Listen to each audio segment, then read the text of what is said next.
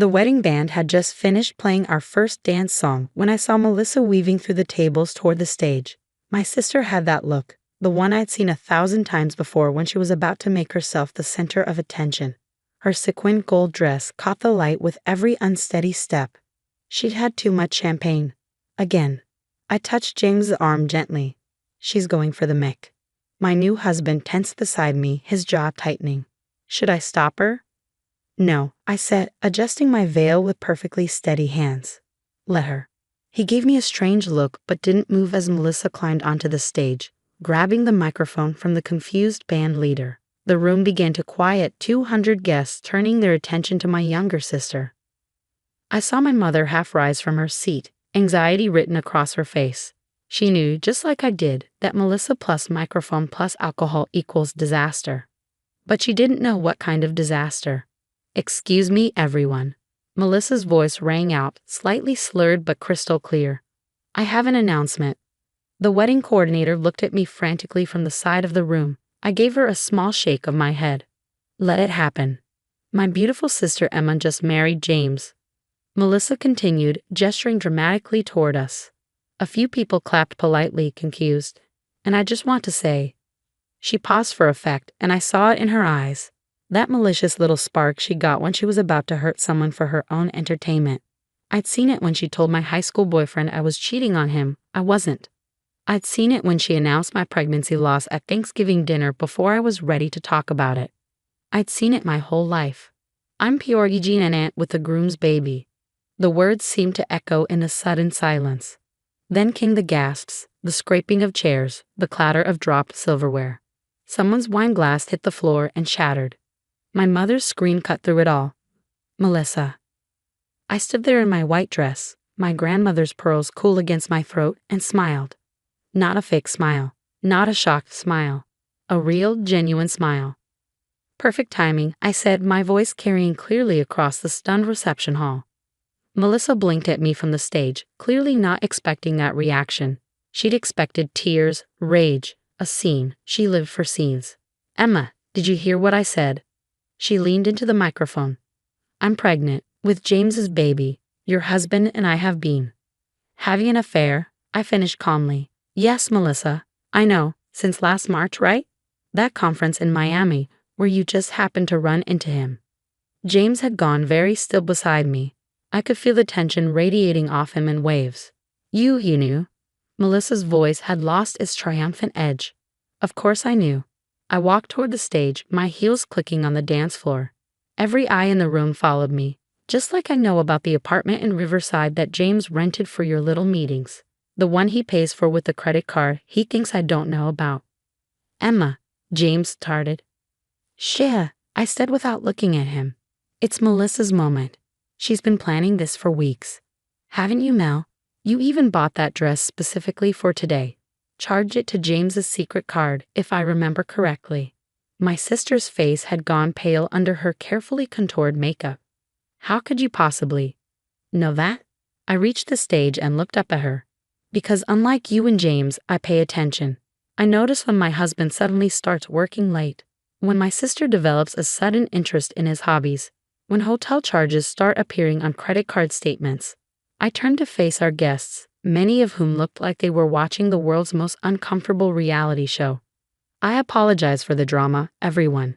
But since my sister chose this moment to share her news, I thought I should share mine as well. I reached into the small purse I left at the head table and pulled out a thick envelope. Daniel? A man in a dark suit stood up from a table near the back. My cousin Marcus almost fell out of his chair. That's Daniel Morrison, the private investigator who caught Senator Walsh cheating. Yes, it is, I said pleasantly. Daniel, would you mind? He made his way forward, pulling out a tablet. Of course, Mrs. Chin, sorry, Mrs. Patterson. Actually, I said just call me Emma. I'll be going back to Chen soon enough. The collective intake of breath from the crowd was almost comical. Daniel reached the front and turned his tablet toward the crowd, mirroring it to the big screen we used earlier for our slideshow of couple photos. No, James said, his voice strangled. Emma, please. These are from March 15th, Daniel said professionally as surveillance photos appeared on screen. Mr. Patterson and Ms. Chen at the Marlington Hotel in Miami. The photos were clear, crystal clear. James and Melissa in the lobby, in the elevator, entering their room together. March 22nd, Daniel continued, swiping. The Riverside apartment complex. More photos. James carrying groceries. Melissa arriving in her distinctive pink Mercedes. The two of them on the balcony, embracing. April 3rd. Stop, Melissa shrieked into the microphone. Stop it. This is illegal. You can't. Actually, everything was obtained legally, Daniel said mildly. Public places, no expectation of privacy. But my favorite, I said, is from 2 weeks ago. Daniel. The screen changed to a video. Security footage from a jewelry store. James and Melissa looking at rings. The audio was muffled but clear enough. When are you going to leave her? Melissa's voice. After the wedding, James replied, I need her trust fund to pay off the business loans first. 6 months, maybe a year. Then we can be together. The video paused on Melissa trying on what looked suspiciously like an engagement ring. The reception hall erupted. My mother had fainted. My father was being held back by 2 of my uncles as he tried to get to James, Melissa's boyfriend. Oh yes, she brought a date to my wedding while pregnant with my husband's baby, was stumbling toward the exit. Turn it off, James said desperately. Emma, please, we can talk about this. We are talking about it, I said reasonably, right now, in front of all these witnesses, which is going to be very helpful for the divorce proceedings. You planned this, he accused. You knew when you let us get married. I laughed. Oh, James, you really should have read that prenup more carefully. The infidelity clause is ironclad. You get nothing. No trust fund, no shared assets, no alimony. Nothing. But. And since you've been embezzling from my father's company to pay for your little love nest, you'll be lucky if you don't end up in jail. What? This came from my father, who'd broken free from my uncles. Did you think I wouldn't audit the books when I found out about the affair? I asked James conversationally. Really? You know I have a forensic accounting degree. Melissa dropped the microphone. It hit the stage with a piercing squeal of feedback. She was scrambling down from the stage, trying to flee, but her heel caught in her dress, and she went sprawling. Oh, and Alyssa, I called after her. Congratulations on the pregnancy, though you might want to get a paternity test. Daniel has some interesting footage from your girls' trip to Vegas last month. She froze on the floor, her face a mask of horror. That's right, I said. James isn't the only one who's been busy. What was his name? Trevor? The bartender. This is insane. James grabbed my arm. Emma, you can't do this. I looked down at his hand on my white sleeve, then up at his face. The handsome face I'd fallen in love with 5 years ago. The face that had promised to love and cherish me just 3 hours ago. Security? I called calmly. 2 uniformed men appeared as if from nowhere, because of course I'd hired security. I planned every detail of this day. Mr. Patterson is no longer welcome at this event, I said. This is my wedding too, James protested as they moved toward him. No, I corrected. This asterisk was asterisk your wedding. Now it's my divorce party. As security escorted him out, with Melissa scrambling after them, mascara streaming down her face, I turned back to the stunned crowd. I know this isn't the reception you were expecting, I said. But the good news is, the catering is already paid for, the bar is open for another 3 hours, and the band knows some excellent breakup songs. So please, stay and celebrate with me. Not the marriage I thought I was getting, but the freedom I'm choosing instead.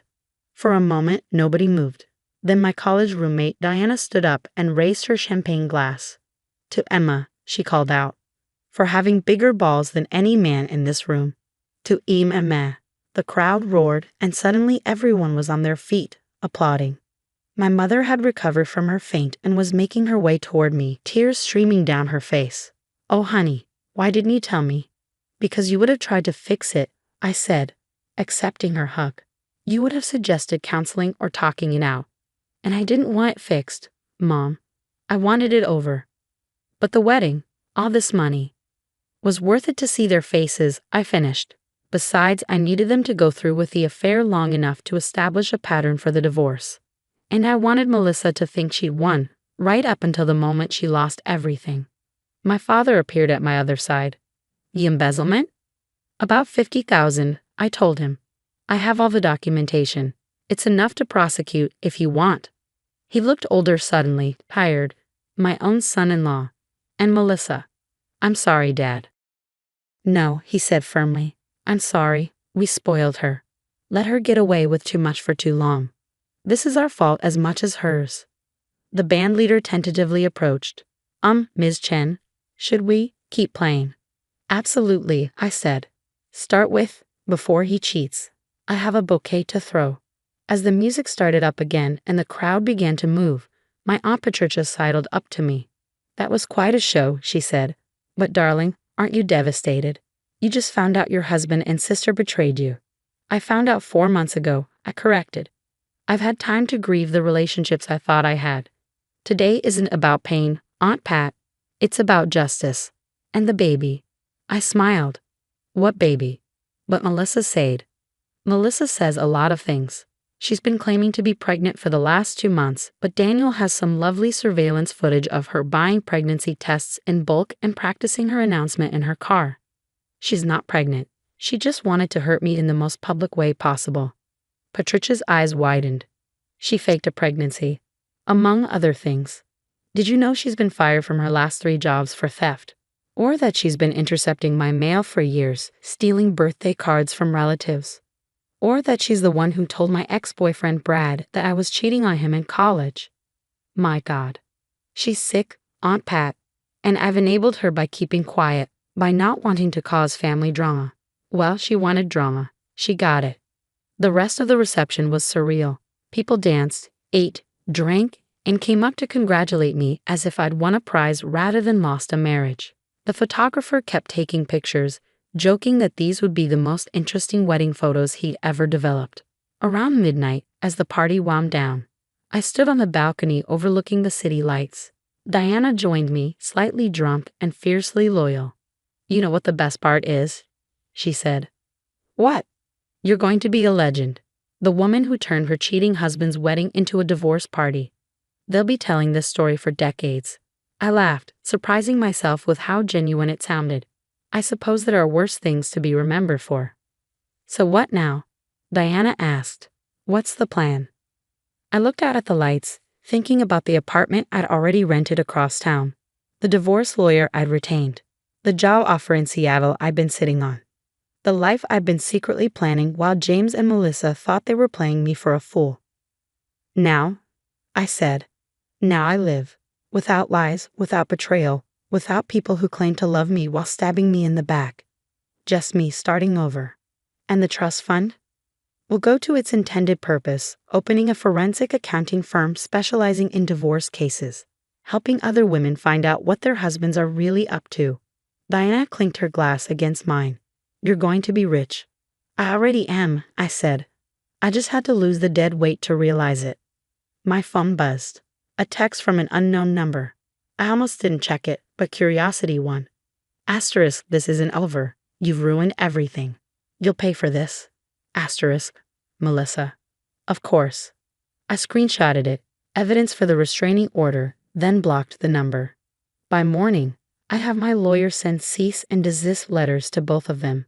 By the end of the week, the divorce papers would be filed. By the end of the month, I'd be in Seattle starting fresh. But tonight I was going to dance at my own wedding-turned-divorce party, surrounded by people who actually cared about me. Tonight I was going to celebrate the end of a lie and the beginning of my truth. Come on, I told Diana, linking my arm through hers. Let's go show them how a real woman handles betrayal. With class, style, and a private investigator. Exactly. We went back inside, where the band was playing Stronger by Kelly Clarkson. I kicked off my designer heels, hiked up my wedding dress, and danced like I'd never danced before. Free, vindicated, alive. And if a few tears mixed with the laughter, well, that was okay too. You can't build a new life without mourning the old one, even if the old one was built on lies. But as I spun on the dance floor, surrounded by true friends and family, watching my father have James's things removed from our house via FaceTime, I knew one thing for certain. This was the best wedding reception I'd ever attended, even if the marriage only lasted 3 hours. My name is Linda. Until last year, I thought I had a pretty normal family. I'm 33 years old, and I work as a sales manager at a company called North Star Construction. I've always been the responsible one in the family. I followed the rules, got good grades in school, and found a steady job. My older sister, Jessica, is 37. She's very different from me. She married her high school boyfriend, Larry, right after college. Instead of working, she became a full-time mom. Jessica and Larry have 2 sons, Scott and Adam. Scott is 13 now, and Adam is 11. For a long time, I thought Jessica had the perfect life, a husband, kids, and a nice house in the suburbs. Everything changed last year. One day, Jessica called me crying so hard I could barely understand her. She was heartbroken. Larry had packed his things and left her. He had fallen in love with someone he worked with, a woman named Nancy. Just like that, 16 years of marriage were over.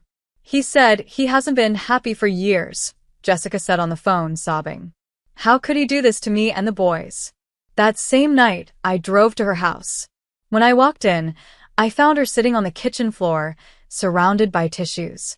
She looked completely lost. The boys were in their rooms, confused and upset.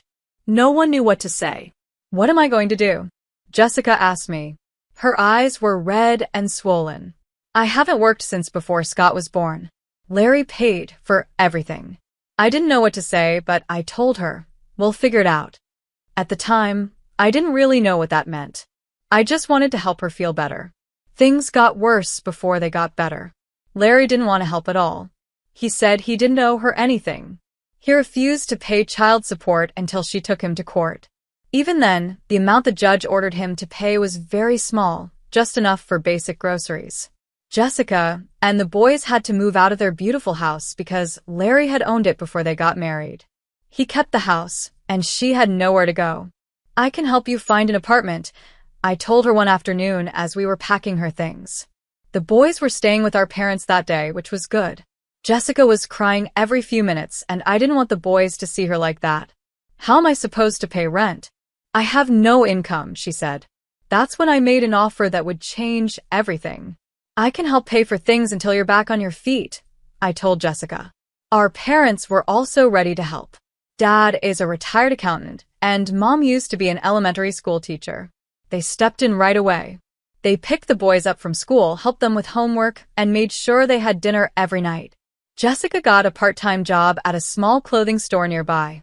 For the first few months, things felt okay. I sent her money every month to help with rent, and sometimes gave extra when she needed it. I lived alone in a small 3-bedroom apartment. I drove a reliable Honda Civic and had a good job at North Star Construction. I wasn't rich, but I earned enough to help my sister while she got her life back together. But as the weeks turned into months, I noticed a change. Jessica wasn't trying to become independent. She seemed stuck in her sadness. Every day, she'd say, Larry ruined my life. She kept talking about how her plan was to be a stay-at-home mom until her boys went to college, and now everything was ruined. I wanted to be kind, so I said, maybe talking to someone like a therapist could help. I can pay for it. She stared at me like I had said something awful. I don't need someone to tell me how to feel, Linda. I need money to live. Do you know how embarrassing it is to work at that store? My manager is 11 years younger than me. We started having the same kind of talk over and over again. If I told her I was too busy to come over or help with something, she would call our parents. They would listen to her for hours and agree with her feelings. Then Mom would call me afterward and say, your sister is really going through a hard time, honey. She needs all of us right now. By the time 7 months had passed, I could feel the money pressure growing. It wasn't just rent anymore. It became, the boys need new soccer shoes, or the fridge is making weird noises, or Scott is falling behind in math and needs a tutor. Each time, the request made sense. How could I say no to helping my nephews? Of course they needed school supplies, coats, and food. But one night, I sat at my kitchen table with my laptop open. I started putting all the numbers into a spreadsheet. I wanted to see how much I had spent. When I looked at the total, I nearly choked on my glass of wine.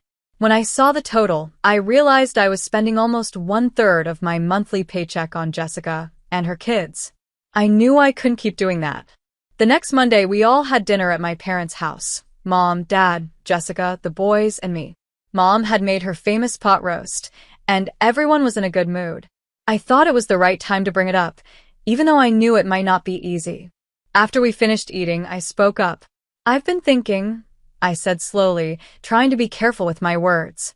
"It's been almost a year since the divorce. I'm still okay helping with rent, but the extra costs are really adding up.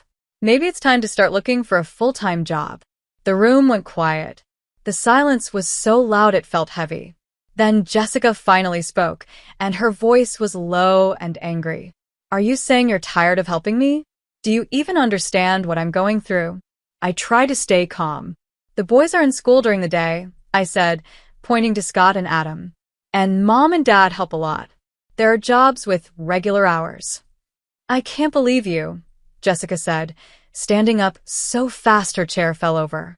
"I'm still trying to heal after Larry ruined everything, and now you're turning against me too?" "I'm not turning against you," I said, trying to explain. But she didn't want to hear it. "Come on, boys, we're leaving," she snapped. She grabbed her purse and waved for Scott and Adam to follow her. They got up slowly and mumbled goodbye to our parents. A second later, the front door slammed so hard the picture frames on the wall shook. I looked at Mom and Dad, hoping they'd understand where I was coming from. But Dad just frowned, and Mom shook her head. "How could you be so selfish, Linda?"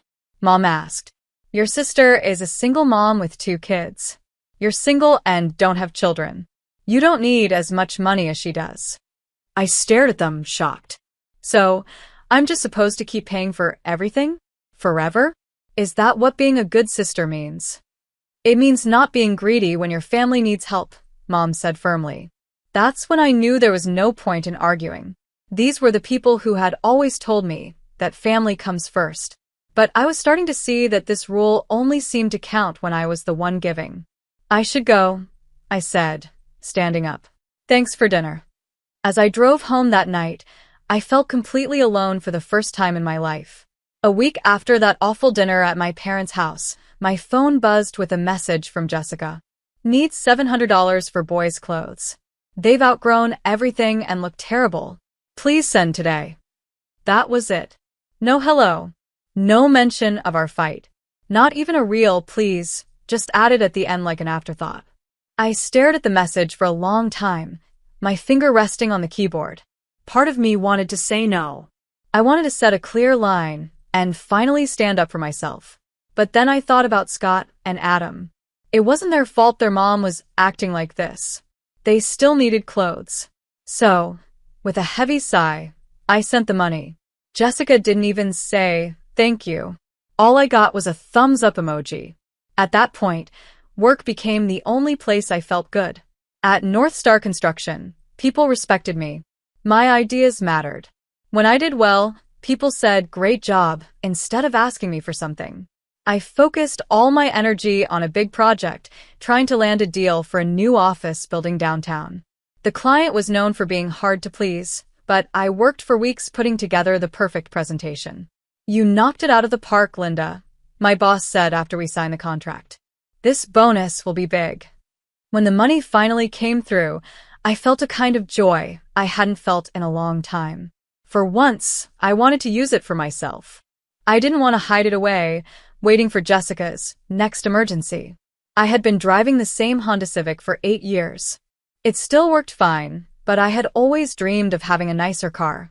That Saturday, I visited 3 different dealerships and test drove a bunch of cars. By the end of the day, I drove home in a shiny silver Ram.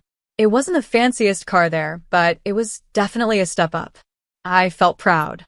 I had worked hard and earned it. Then I thought about Jessica again.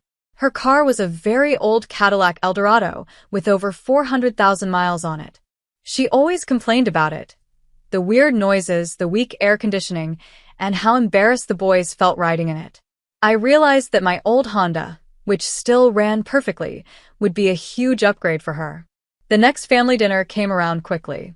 I drove my old Honda on purpose that night. I wanted to surprise Jessica by giving it to her. When I got to my parents' house, I could hear her voice before I even opened the door. And then Kimberly asked me to cover her shift on Saturday, Jessica was saying. I told her, I have kids. I can't just drop everything so you can go to a concert. And she said other single moms at work manage just fine. Can you believe that? I walked in and saw my parents nodding along with her. Mom patted her hand and said, some people just don't understand how hard your life is, dear. I bit my tongue and said hello to everyone. During dinner, Jessica talked the whole time. She complained about her job, her coworkers, and of course about Larry. I stayed quiet and waited for the right moment. Finally, while Mom was serving dessert, I saw my chance. I pulled the Honda car keys out of my pocket and gently slid them across the table to Jessica. I have something for you, I said, feeling excited. I bought a new car yesterday and I want you to have my Honda. It's in great shape, doesn't have many miles on it, and would be perfect for taking the boys to school and their activities. I waited for her to smile. I thought she'd be happy. But instead, she narrowed her eyes. She picked up the keys like they were dirty. What did you get? She asked. And Ram? I answered, a little less excited now. Nothing too fancy, just an A4. The room went quiet. My parents looked at Jessica. She looked back at them. It was like they were having a full conversation without saying a word. And Ram? Jessica repeated. Then she dropped the keys onto the table with a loud clink. While I can barely afford groceries, you're out buying fancy cars? It's not a luxury car, I said. And I'm giving you my Honda. It's worth around $12,000. Jessica suddenly stood up and the keys flew off the table and onto the floor. I don't want your leftovers, she snapped. If you really cared about me and the boys, you would have given us the new car. I stared at her, shocked. You expect me to give you a brand new Ram? Why not? She shouted. What do you even need it for? To impress your clients? To feel better about yourself? I'm struggling just to feed and clothe my kids. I couldn't believe what I was hearing. I looked at my parents, hoping they would speak up. I wanted them to see how unfair Jessica was being. But instead, my dad cleared his throat and said, Chloe, maybe you should have talked to us before buying such an expensive car. I couldn't believe it. Talk to you. I repeated, shocked. Mom nodded. If you had enough money for a new Ram, maybe that money could have been used to help your sister more. But since you already bought the car, you should give it to Jessica. Something inside me snapped. I slammed my hand down on the table. Everyone jumped. The dessert plates rattled, and Scott's glass of milk spilled. It's my money, I said, my voice shaking with anger. I worked for it. I don't have to support you forever, Jessica. I helped you because I care about you, but this is too much. If my Honda isn't good enough for you, then you don't get anything. I stood up, walked over to the floor, and picked up the car keys. Chloe, don't be dramatic, Mom said, but I didn't let her finish. No. I'm done, I said firmly. I'm not paying your rent anymore. I'm not sending money for clothes, tutors, or anything else. You'll have to figure it out yourself. I left the house and drove home in my Honda, my good, working, fully paid-off Honda. The same car that wasn't good enough for my sister. As I drove, my phone started going off. Texts. Calls. I ignored them all. That night, I listed the Honda for sale online. 4 days later, I sold it. The buyer paid a little less than I wanted, but I didn't care. I just wanted it gone. As I handed over the keys, I felt a mix of relief and sadness. I had driven that car for years without any problems. But in the end, it became something that caused stress and pain. A week went by. Then another. I drove my new Ram to work, kept doing my job, and tried to push the guilt out of my mind. Still, my family's words stayed with me. I kept wondering, was I being selfish? Should I have given Jessica the new car? Am I not doing enough? But then I'd stop myself. No, I told myself. I had already done more than enough. Then the message came. Just as I expected. Rent is due tomorrow. Please send the money. No, hi. No, how are you? No mention of our last conversation. Just another demand. For the first time, I replied with one word, no. The reply came fast. My phone rang. I declined the call. Then it rang again. I ignored the call again. Then the text messages started coming one after another. What do you mean no? Are you really going to let me and the boys be homeless? I can't believe you're doing this to us. Mom and Dad are so mad at you. I turned off my phone and went to bed early. The next morning, I woke up to 33 missed calls and over 59 text messages from Jessica and my parents. I didn't read any of them. I just deleted everything and got ready for work. This was the first time in my adult life I had stood up to my family. I felt nervous, my stomach was in knots, but I also felt something else, free. That evening, around 8:41 p.m., I heard loud knocking at my apartment door. I knew right away who it was. A big part of me wanted to stay quiet and pretend I wasn't home, but I knew it had to happen eventually. Better to face it now. I opened the door. Jessica, Mom, and Dad were all standing there. They looked angry and upset, just like I expected. They came in without saying much, and no one sat down. Mom spoke first. Chloe, this has gone far enough. Your sister needs to pay rent tomorrow, or she'll be evicted. That's not my problem anymore, I said, crossing my arms. Not your problem? Jessica's voice rose. You promised to help me. You said you'd take care of rent. I've been paying your rent for almost a year, I said calmly. I've also bought clothes for the boys, paid for tutors, helped with broken appliances. I've spent thousands of dollars trying to help you. So what? Jessica snapped. You have money. You just bought a brand new car last week. With money I earned, I replied. And I tried to give you my old car, which is still in great shape, and you threw it back in my face. You literally tossed the keys on the floor. That's because you were showing off your new car while I'm barely getting by. I took a deep breath. Jessica, you're not struggling because of me. You're struggling because you won't get a full-time job. You spend all your time complaining about Larry instead of moving forward. And you expect other people to fix everything for you.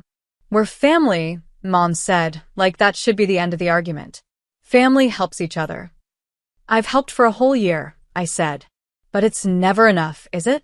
No matter how much I give, you all act like I'm a bad person just because I want something for myself. That's because you're single and don't have kids, Jessica snapped. What do you even need money for? I looked at her, shocked. To live my life. To save for my future. To enjoy what I've worked so hard for. Why is that so hard to understand? Because you're being selfish, Jessica shouted. I need that money more than you do. Then earn it, I said quietly, like I did. The room went completely silent. Then Mom spoke. If you don't help your sister, Chloe, you're not the daughter we raised. We raised you to care about family. No, I said. You raised me to be Jessica's aita, and I'm done with it. Fine, Jessica snapped. Keep your precious money. But don't expect to be part of this family anymore. If being part of this family means being used and never appreciated, I said, still calm, then maybe that's for the best. You'll regret this, Jessica said through clenched teeth as they walked toward the door. One day you'll be old and alone, with nothing but your money. You'll regret choosing it over your family. I'm not choosing money over family, I replied. I'm choosing self-respect. The door slammed behind them. I stood there for a second, then sank down onto my couch. I felt tired, but also more at peace than I had in a long time. The guilt was still there, but it was smaller now. What I felt more than anything was relief. I had finally set a boundary. Over the next few weeks, I heard bits and pieces of news from cousins and family friends. Jessica had to move out of her apartment. She and the boys were now living with our parents. Honestly, it seemed like that should have happened from the beginning. She was still working part-time at the boutique, and now our parents were the ones supporting her, just like they had expected me to do. My cousin Ashley told me that Jessica and my parents were going around telling everyone how awful I was. They said I had abandoned my sister when she needed me most, that I cared more about a new car than about family. But for the first time, their words didn't break me. I knew the truth. My family said I was always the selfish one. A month after everything happened, my cousin Ashley invited me out for coffee. I just wanted to check on you, she said. Your parents are saying some pretty harsh things. I wanted to hear your side. So I told her everything. How I paid Jessica's rent for a year, how she kept asking for more money, how she threw the car keys when I offered her my old Honda. I didn't leave anything out. Ashley listened and nodded. You know, I've always thought Aunt Laura and Uncle Peter spoiled Jessica too much.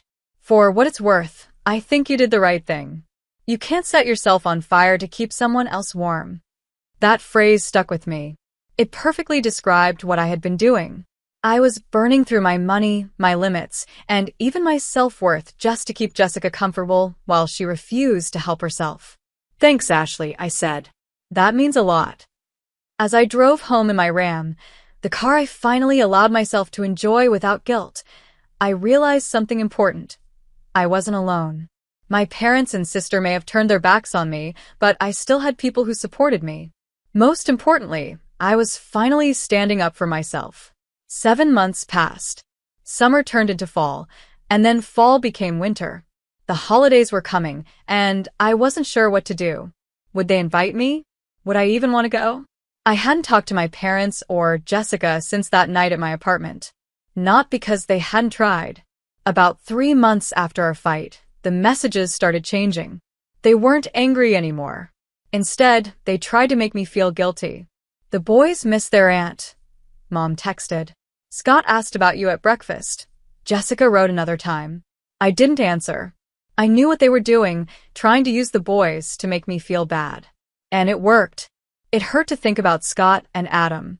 I wondered what they were told about why I wasn't around anymore. But I knew I couldn't give in. If I gave just a little, I'd be right back where I started. Work became my safe place. I stayed busy, got new clients, and even earned another promotion. My bank account looked better than ever, now that I wasn't supporting 2 households. I also started taking better care of myself. I joined a yoga class, reconnected with old friends I'd lost touch with during the drama, and even went on a few dates. Nothing serious, but it felt good. For the first time in years, I was putting myself first, without feeling guilty. Then, in early December, I was at the mall when I saw Scott. He was with a friend. Jessica and Adam weren't with him. He spotted me, and his eyes got wide. He looked unsure at first, but then he slowly walked up to me. Aunt Chloe, he said softly, like he wasn't sure if I'd talk to him.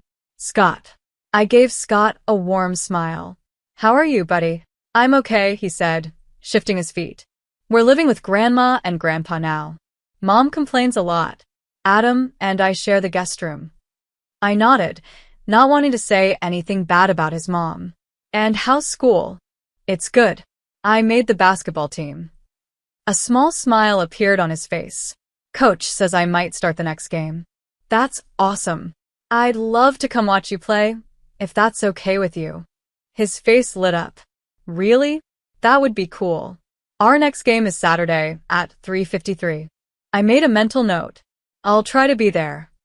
And I kept that promise. I sat quietly in the back row of the bleachers on Saturday, watching Scott play. He was good, tall, quick, and full of energy.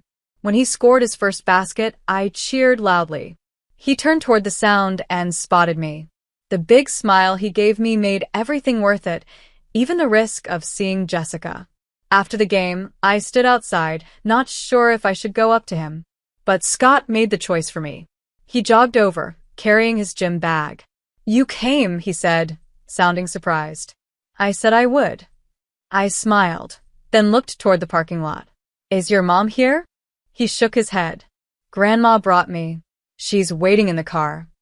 I walked with him to a car I knew well. My mom sat in the driver's seat. When she saw me coming with Scott, her face didn't show much emotion. Hi, Mom, I said. Scott opened the passenger door, and Mom looked at me for a long moment. Chloe, what are you doing here? I ran into Scott at the mall, I explained. He invited me to his game. Mom's face softened just a little.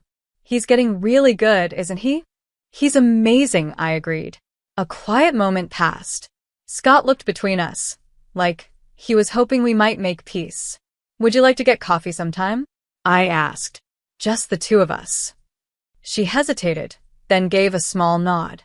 I'd like that. We agreed to meet the following week. As they drove away, I felt a small sense of hope. Maybe not everything was broken forever. The coffee meeting with Mom was a little tense at first. We talked about safe topics, the weather, her garden, my job. We carefully avoided anything deeper until finally, I took a deep breath and finally said what had been on my mind. I miss you and Dad, I told Mom. And I miss the boys. But I can't go back to how things were before. Mom stared into her coffee cup. Jessica is still struggling, she said quietly. I know, I replied. And I'm sorry for that. But I can't be the one to keep saving her. I just can't. She says you abandoned her, Mom said. I shook my head. I helped her for almost a year. I paid her rent, bought clothes for the boys, paid for tutoring. I did everything I could.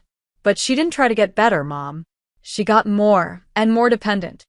Mom stayed quiet for a moment, then said something I didn't expect. Your father and I may have made that worse. We've always babied her. Even when you were kids. She was the one we thought needed extra care. You were always the strong one. It was the first time either of my parents admitted that they had treated us differently. Being the strong one doesn't mean I have to carry everyone else, I said gently. No, Mom agreed. It doesn't. And maybe we expected too much from you. It wasn't a full apology, but it was something. A step in the right direction. We decided to try and have dinner soon, just the four of us. Me, Mom, Dad, and Jessica. The goal was to talk and try to make peace. I felt nervous, but also a little hopeful. That dinner never happened. The night before we were supposed to meet, Jessica told Mom she wouldn't come if I was there. She said she was still too angry. She wasn't ready to forgive me for abandoning her and the boys. So instead, I had dinner with just my parents. It was a little awkward and not always comfortable, but we managed to talk honestly. By the end, we had a quiet understanding. They agreed to stop asking me to give Jessica money. And I agreed to be more present at family events when I could. She'll come around eventually, Dad said as I was leaving. She just needs more time. Maybe she would. Maybe she wouldn't. And for the first time, I realized I was okay either way. The heavy guilt I had carried for months was finally gone. I hadn't done anything wrong by setting limits. I had only protected myself. As I drove home that night, I thought about how much had changed in just 1 year. I had lost some of the easy support from my family, but I had gained something far more important, self-respect. I had learned that helping others shouldn't mean hurting myself. That real love doesn't come with demands. And that it's okay to care about someone and still say no. Teresa, we need your room. My stepfather's voice broke the quiet in our Maryland farmhouse. His tone was sharp and cold, like I had overstayed my welcome. I froze, my fingers hanging over the keyboard of my laptop. I had been working on biotech data since 5 in the morning. What did you say? I asked. Your mom is moving back in, he said. She just finished medical school at Harvard. She needs a good space for her research work, and your room is the best one for that. It has the most light and enough space for her equipment. He looked around at my work setup, like it was just a bunch of useless wires and notebooks. But this was my research. I had been building neural mapping software for months. You can move to the attic, he said. We cleared it out earlier today. I was 29 years old. This house had belonged to my grandmother, and I had been living here and working quietly ever since she passed away.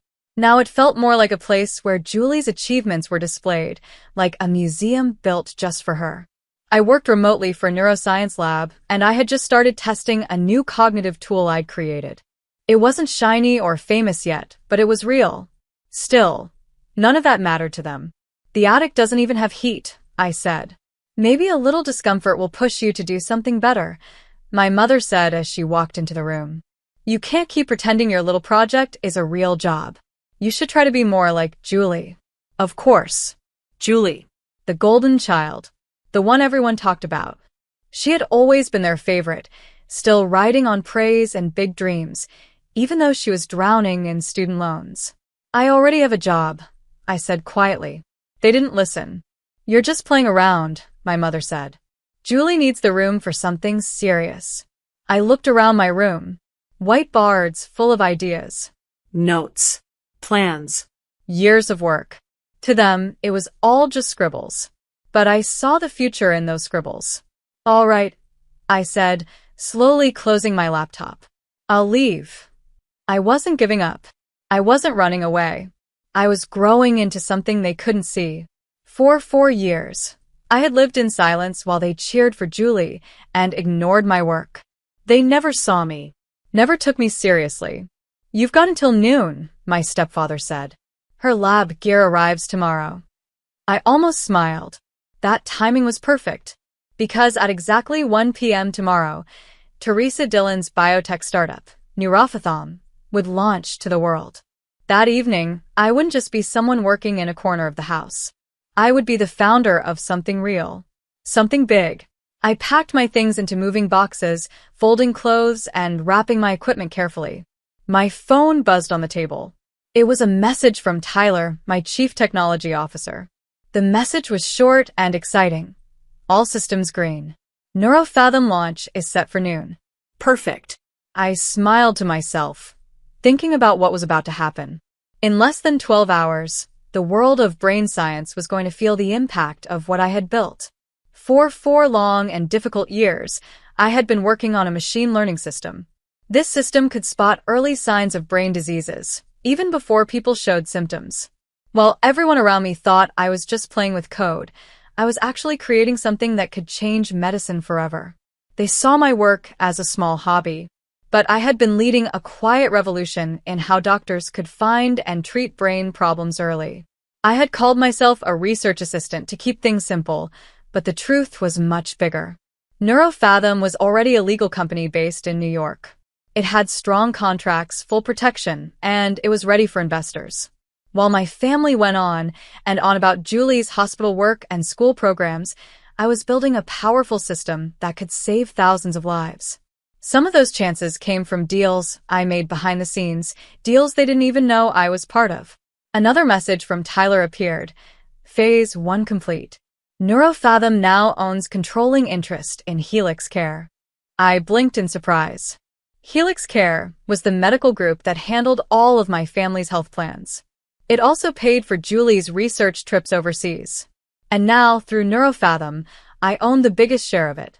By the next morning, the very system that ignored me would be reporting to me. I closed up the last box just as I heard Julie's voice coming from upstairs. Mom, should we use soft neutral colors or spa blue for Teresa's old room? I chuckled softly. Let them paint the walls however they wanted. By noon tomorrow, they'd understand something important. The room may now belong to Julie, but the future belonged to me. That room, my space, was always treated like a temporary place. Like I didn't truly deserve it. I thought back to my graduation from Georgetown. My parents didn't come. They went to one of Julie's charity events instead.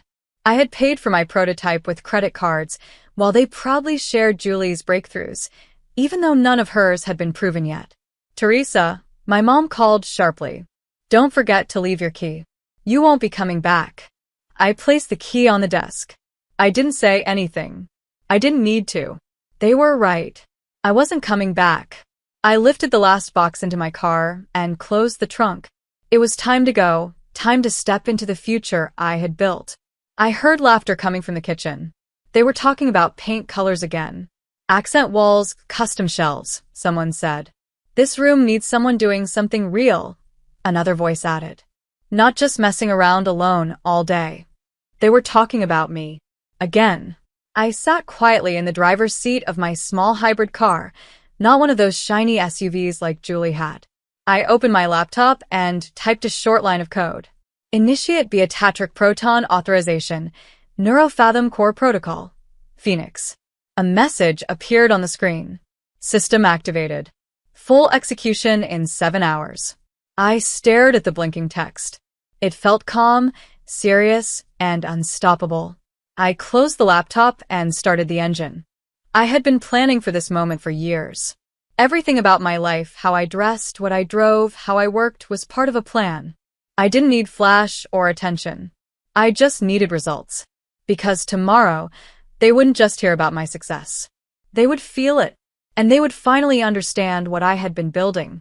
I drove through the snowy roads of Maryland, heading toward Towson. That's where my real home was now, a private penthouse on the top floor of the Rivermere Residences, looking out over Juniper Island.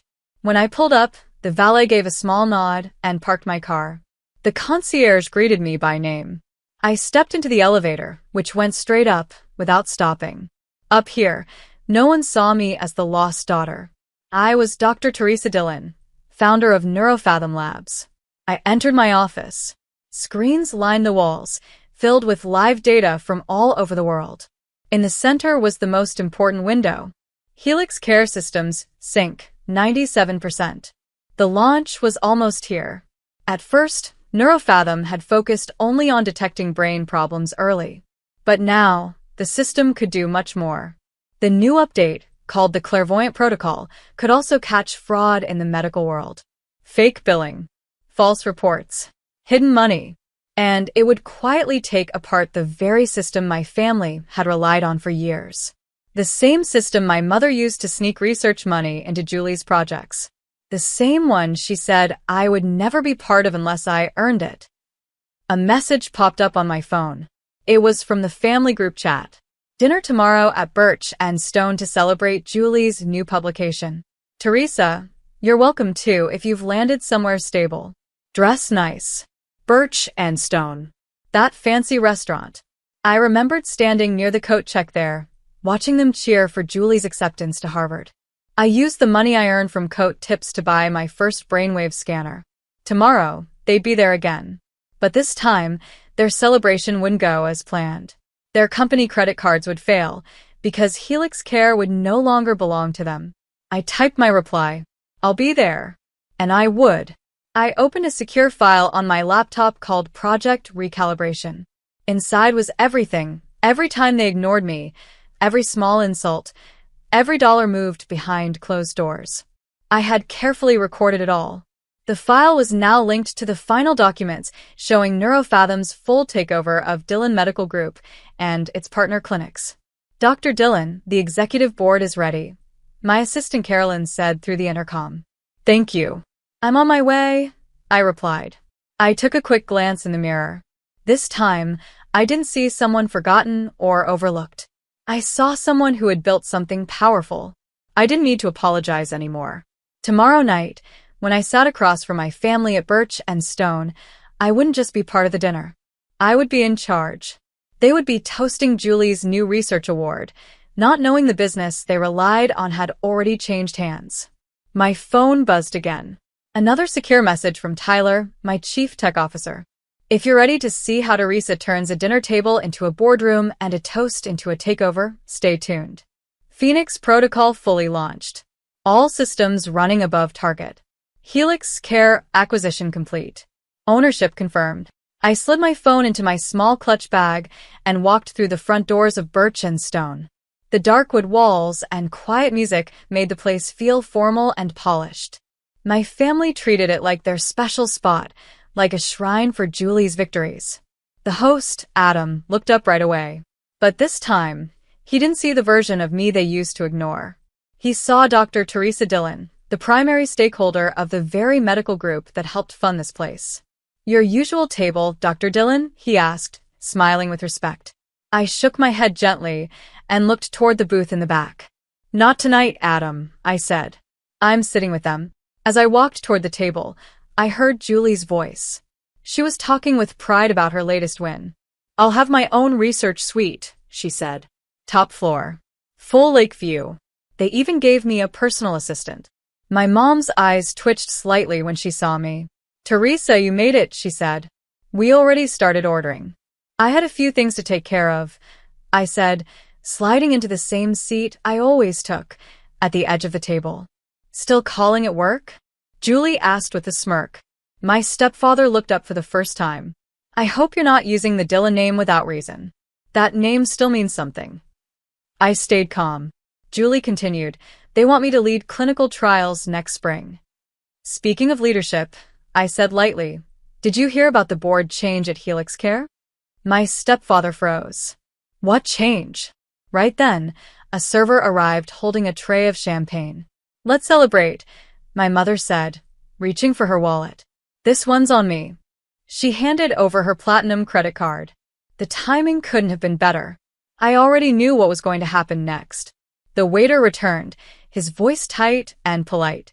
I'm sorry, ma'am, but your card has been declined. My mother looked annoyed. That's ridiculous, she said sharply. Run it again. We've tried 4 times already, the waiter replied. Would you like to use another card? My stepfather clenched his jaw and took out his own card. He handed it over without a word. The waiter nodded and walked away. A few minutes later, the waiter came back, still calm but clearly uncomfortable. I'm sorry, sir. That one has also been declined. Julie let out a sigh and rolled her eyes. Fine. I'll take care of it. She pulled out her Helix Care corporate card and handed it over. She had no idea what was about to happen. If you're still watching, this is the moment that shows what true power looks like. The moment they realize the daughter they ignored now controls the system they thought they owned. That won't work either, I said softly, setting down my glass. All 3 of them turned and stared at me. What do you mean? My stepfather asked slowly. His voice had changed. He could already feel something was wrong. I looked directly at him. There's been a change at Helix Care, I said. As of midnight, all accounts are under new control. My mother's face turned pale. Teresa, what are you talking about? Protocol Phoenix, I said calmly, leaning back in my seat. My stepfather blinked, recognizing the name. He had spent years in quiet business deals and behind-the-scenes talks. He knew what Protocol Phoenix was. He had heard whispers about the new AI system exposing fraud in the medical world. That's not possible, he said quietly. Neurofathom, I confirmed. The same company that now owns Helix Care. Julie frowned. What does that have to do with our cards? The system flagged several problems, I explained. Unusual payments, fake research funds, secret accounts. All of them are frozen while we review them. My stepfather leaned forward. How do you know this? I gave a small smile. Because I built it. I am Neurofathom. The table went silent. Even Julie, who was always talking about herself, stopped speaking. That's impossible, she said at last, laughing a little. You work for some lab in New York. That's just the front, I replied calmly. Neurofathom runs through quiet companies and smart takeovers. That lab is one small part of a global network. We work in brain science, AI, and medical systems. As of today, we have over 2,900 employees in 11 countries. I paused, letting the words settle. And this morning, we took control of the systems that manage your insurance, your grant money, your paychecks, and even your research tools. My mother gripped her napkin tightly. But you're just what? I interrupted. Just the daughter you sent to the attic? The one whose graduation you skipped? The one who wasn't Julie? I reached into my small clutch bag and pulled out a smooth black card. It had a simple silver logo in the corner, the symbol for Neurofathom Core. I handed it to the waiter with a calm smile. The champagne's on me, I said.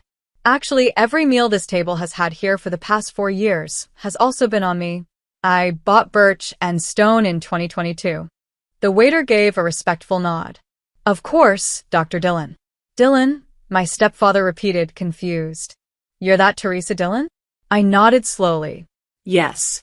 The same Teresa Dillon whose algorithm you tried to file under Helix Care's name last spring. He blinked, stunned. I didn't. You probably didn't even notice, I said. You were too busy clapping for Julie's residency awards to read the board memos. Julie's face went pale. And by the way, I added, that new AI upgrade at your hospital? The one that powers your diagnostic system? That's mine too. Neurofathom technology. You'll be using my system, unless the compliance office freezes your program first. If you're still watching, this is what it looks like when people finally realize the girl they ignored is the one now in control. The one who built the system they depend on. The one who doesn't need their approval anymore. I turned to Julie, my voice steady. Protocol Phoenix found problems in your clinical trial reports. If I were you, I'd think twice before accepting that promotion to director. My mother leaned forward, her hands shaking slightly. Teresa, sweetheart, she said softly. Can we talk about this? We're still family. I stood up slowly, letting my eyes rest on each of them. My stepfather's face was red with anger. My mother looked pale and nervous. Julie looked like she had just woken up from a dream and didn't like what she saw. Family doesn't send you to live in the attic because you don't fit their perfect story, I said quietly. Family doesn't skip your thesis defense to raise a toast for someone else's internship. Family doesn't call your work a phase while secretly funding lies. I picked up my handbag. It was deep green, made of soft leather. Simple, but clearly expensive. It had cost more than the Audi my stepfather liked to brag about. Your accounts will stay frozen until the full audit is finished, I said calmly. And based on what we've already found, I'd expect a call from the Office of Inspector General, maybe before Tuesday. You can't do this, my stepfather said, his voice low and angry. I looked him in the eye. I already did. Then I paused and turned toward Julie, ready to say the last thing they never expected to hear from me. I tilted my head just a little and said calmly, if you're looking for a quiet place to work on your research, I hear the attic gets great sunlight this time of year. Then I turned and walked away, not once looking back. Behind me, I could hear quiet crying, confused whispers, and the sound of pride slowly breaking apart. My phone buzzed in my hand. It was a message from Tyler. Protocol Phoenix, historic traction. NeuroFathom stock is up 350% since the market opened. I smiled. That cold, dusty attic they forced me into years ago? That's where it all started. That's where I wrote the very first line of code for NeuroFathom.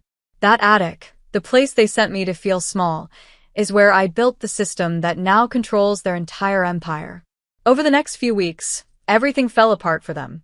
Investigators found fake research funding, false reports, and other wrongdoings inside Dillon Medical Group. The house of lies they had built came crashing down. Julie's job disappeared quietly during Helix Care's ethics review. No more awards, no more spotlights. My mother's high society friends stopped calling after the party money ran dry. Without the fancy events and donations, her social life faded away. And me? I kept building. Not for them. Never again for them. I built for people like me, people who were pushed aside, ignored, or told they weren't enough. Now, when someone asks me how it all began, I tell them the truth. Sometimes the best thing they can do is push you out. Sometimes being forced out is the greatest gift. And sometimes the most satisfying kind of revenge is watching their platinum credit card get declined at the same table where they once pretended you didn't exist. If you've stayed with me this far, thank you. Thank you for listening. Thank you for seeing what they never could. I was never the perfect daughter. I was never the favorite, but I built something out of nothing. I turned silence into strength. I turned rejection into fuel. Now, I want to hear from you. Have you ever felt left out? Have you been ignored, overlooked, or pushed aside in your own story? Tell me. Drop a comment. Share your story. Because this journey, this rise, it's not just mine. It's ours. And if you believe in quiet strength, if you believe in proving them wrong without yelling, if you believe that the best way to answer doubt is to succeed anyway, tap that subscribe button. Let them doubt you. Let them laugh. And then rise. The crystal wine glasses clinked as Anne raised her flute, her diamond tennis bracelet catching the chandelier light. Everyone at the mahogany dining table fell silent, except for the quiet sob building in my throat that I refused to let escape. My name is Bonnie, and this was the moment my marriage began to die. I think we all know why we're here, Anne's voice carried across the formal dining room. Gregory's business setbacks have become concerning. Her eyes locked onto mine, razor sharp. When my son married beneath his station, I hoped love would overcome certain limitations. I gripped my napkin under the table, knuckles white. Next to me, Gregory stared at his plate, silent as a statue. The same silence he'd maintained through 3 months of bounced checks and missing account statements. "Mother," Gregory finally spoke, his voice weak, "perhaps this isn't the time." "It's exactly the time," Anne cut him off. "Your father built an empire, and now look at you, living in that modest townhouse, driving domestic cars. All because you let yourself be Distracted, she spat the last word like poison. I took a slow sip of water, buying time. Around the table sat the entire Walton extended family, cousins, aunts, uncles, all watching the show with barely concealed fascination. The lamb on my plate had gone cold. "Anne," I said carefully, "I run a successful interior design firm. Our lifestyle choices are just that, choices." "Choices?" Anne laughed, the sound like breaking glass. "Like choosing to drain my son's trust fund for your little hobby business?" The accusation hit like a slap. I hadn't touched Gregory's trust fund, didn't even have access. But the confusion in my gut was quickly replaced by something else. Clarity. 3 months of mysterious withdrawals, late-night phone calls, business trips with no receipts. "Gregory," I turned to my husband, "would you like to explain to your mother how I accessed money I never had authorization for?" He wouldn't meet my eyes. "Bonnie, please, not now." "When then?" My voice was steady, surprising even me. "When the credit card companies start calling? When the mortgage payment bounces again?" Anne's face flushed red. "How dare you air our private matters?" "Private?" I stood up, my chair scraping against hardwood. "Like the private text messages I found from someone named Bianca, or the private casino receipts stuffed in Gregory's golf bag." The dining room went deadly quiet. Gregory's cousin Victoria choked on her wine. "You've been snooping through my son's things?" Anne's voice trembled with rage. "I've been trying to understand why our joint account is suddenly empty." I placed my napkin on the table. "But you're right about one thing, Anne. This is a family matter, and since I'm clearly not family..." I walked toward the door, pausing only when I reached the threshold. "Gregory, when you're ready to tell the truth, you know where to find me. Until then, enjoy your mother's empire of delusions." The drive home was a blur of street lights and suppressed screams. I pulled into our garage. Correction, my garage, since I'd bought the townhouse with my own money before we married, and sat in the dark, hands trembling on the steering wheel. My phone buzzed. A text from Zoe. How bad was it? I started typing, then stopped. Zoe had been my best friend since college, but lately, something felt off. The way she changed subjects when I mentioned money troubles, the lunch dates she kept cancelling. Instead, I opened my browser and typed Eastern Wise Investigations. The website was simple, professional. The reviews mentioned words like discreet and thorough. Another text from Gregory. "Mother's upset. We should talk." I looked at our front door, imagining him coming home later, full of excuses and half-truths. He'd try to smooth things over like he always did. He'd say his mother was just worried, just protective. He'd promised to stand up to her next time. But there was something different now. The fog of confusion had lifted, replaced by cold, sharp purpose. They thought tonight was their victory. Poor, classless Bonnie, put in her place at last. I clicked the Contact Now button on Easton's website and typed a brief message. Then I got out of the car, straightened my dress, and walked inside to wait for my husband. Let them think they'd won. Let them believe I was broken. I'd spent 3 years trying to fit into their world of old money and older prejudices. Now it was time to show them exactly what a self-made woman could do. The game was about to change, and I had nothing left to lose. These are just from the past 3 months. Easton spread photos across my office desk, each one a knife to the heart. Your husband's been busy. I picked up a receipt from the Chateau Royal. $5,000 for a business dinner. The date matched one of Gregory's supposed client meetings in Chicago. Except, according to his credit card statements, he never left the city. "There's more," Easton said, sliding over a manila envelope. Bank statements showing regular transfers to multiple accounts, most under female names. The largest payments go to someone named Bianca. My hands shook as I opened the envelope. Inside were screenshots of text messages, hotel receipts, and something that made my stomach turn. a membership card for an exclusive gentleman's club downtown. "How much?" I asked, my voice hollow. "Total withdrawals over the past year? Just under 200,000. The number hit me like a physical blow. I thought about the morning Gregory proposed, how he'd surprised me at my tiny starter apartment with coffee and croissants, how he'd promised we'd build something beautiful together. My phone buzzed. Speaking of the devil. "Hey, honey," Gregory's text read, "late meeting tonight. Don't wait up." I checked the time, 4:30 p.m. Right on schedule. "I need you to follow him tonight," I told Easton. "Get photos of everything." After Easton left, I pulled up an old photo on my phone. Gregory and me at our wedding, his arms around my waist, both of us laughing. I'd designed my own dress, refusing Anne's offers of family heirlooms. "You look cheap," she'd said, "but I suppose that's your aesthetic." My office phone rang. "Bonnie, it's Andrea, Anne's goddaughter."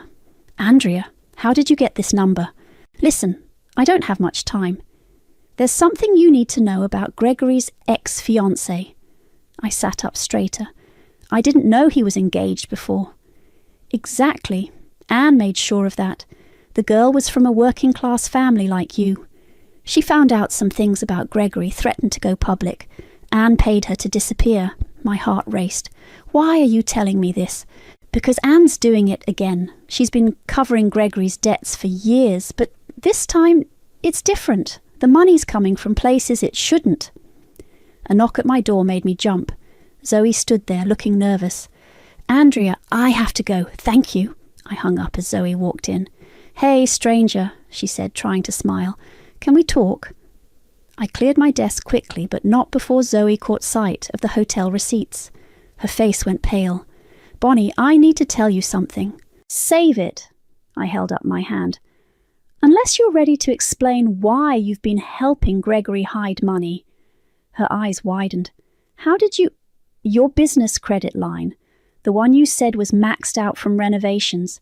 Gregory's been using it for his gambling debts." Tears spilled down Zoe's cheeks.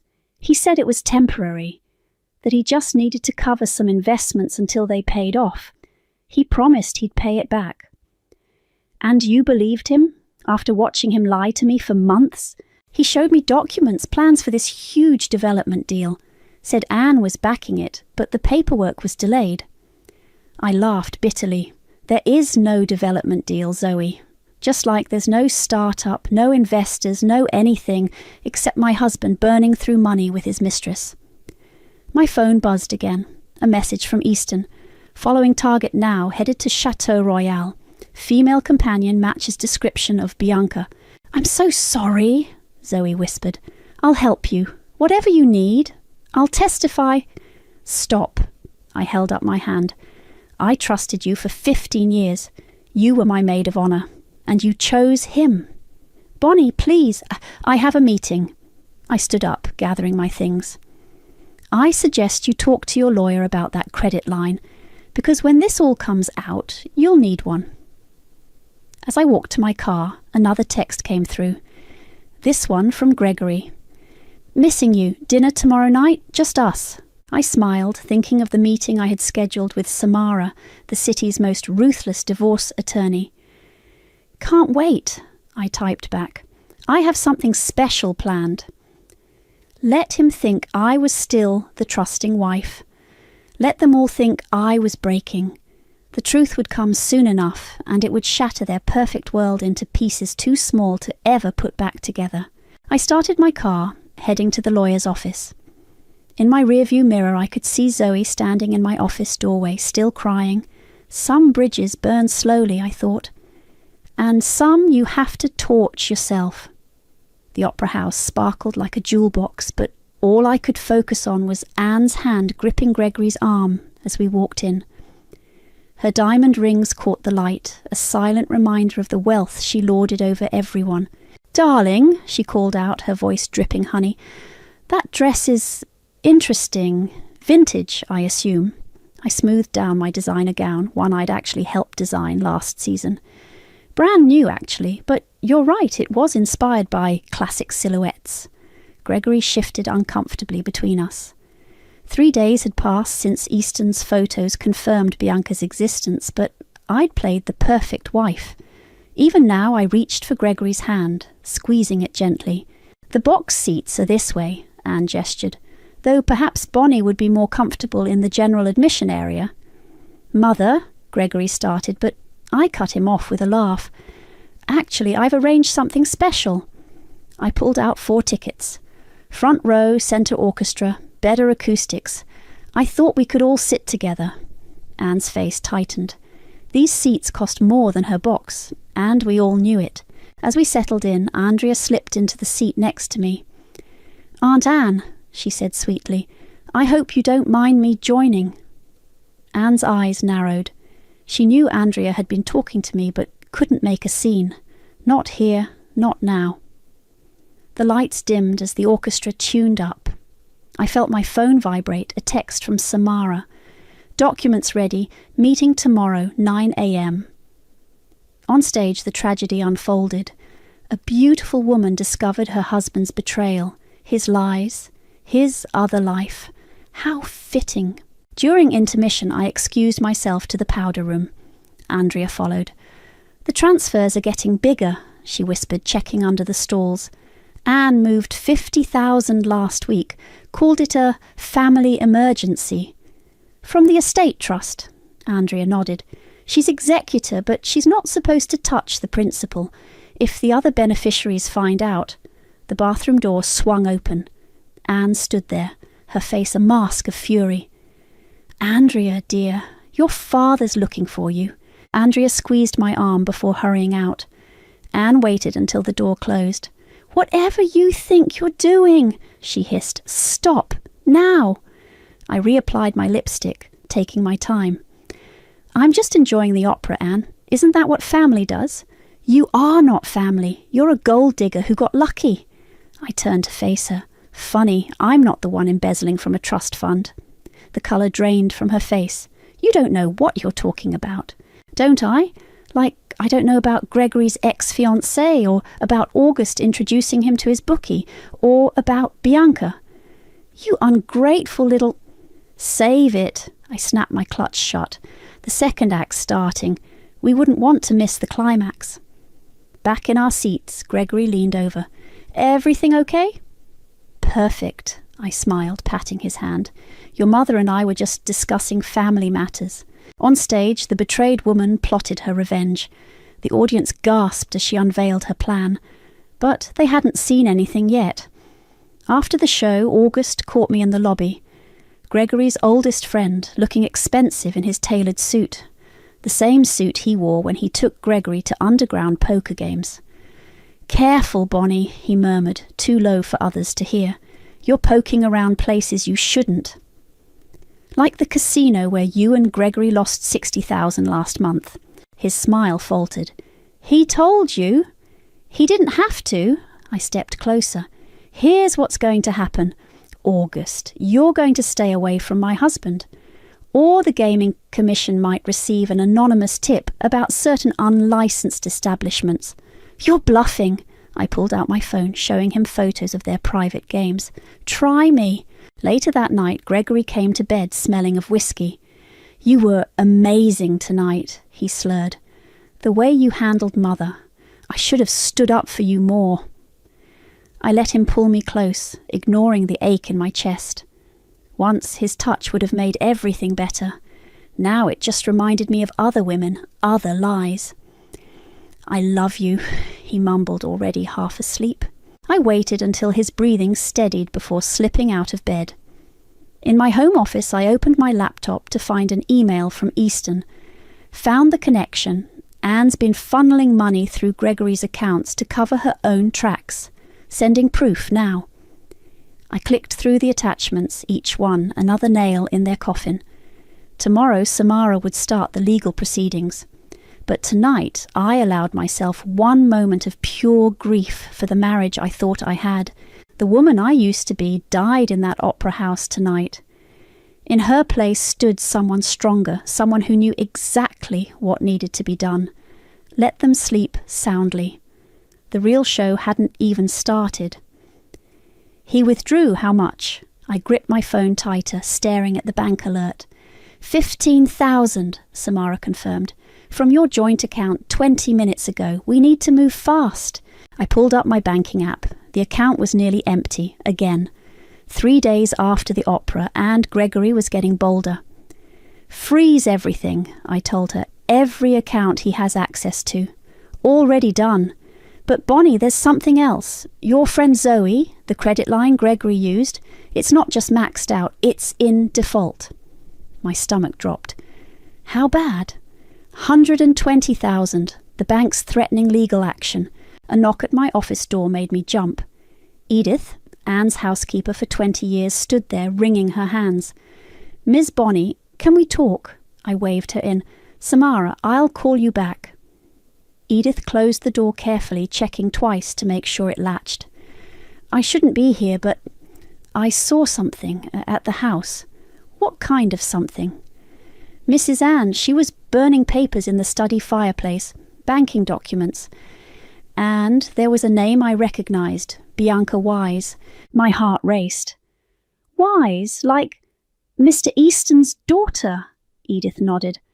I heard Mrs. Anne on the phone. She was angry, saying something about keeping quiet about the trust. The pieces clicked. Bianca wasn't just Gregory's mistress, she was Easton's daughter, and Anne had been paying her off. My phone buzzed. Andrea, emergency, meet me at Cafe Luna, now. Thank you, Edith. I grabbed my purse. Be careful, don't let Anne know you are here. 20 minutes later, I slid into a booth across from Andrea. Her hands shook as she sipped her coffee. Aunt Anne knows I've been talking to you, she said without preamble. She threatened to cut me out of the trust if I don't stop. The same trust she's been stealing from. It's worse than that. Andrea lowered her voice. Remember Gregory's ex, the one Anne paid off? She didn't just leave town. Anne fabricated evidence that she was embezzling from Gregory's first company, threatened to press charges if she didn't disappear. Do you have proof? Andrea pulled out a USB drive. Everything's here. Bank transfers, emails, even recorded conversations. Anne never thought I'd betray her, so she never hid anything from me. Why are you doing this? Because she destroyed my mother the same way, accused her of stealing, forced her out of the family. I was 12. Haven't seen Mom since. My phone lit up with texts. Gregory, why can't I access our accounts? Anne, call me immediately.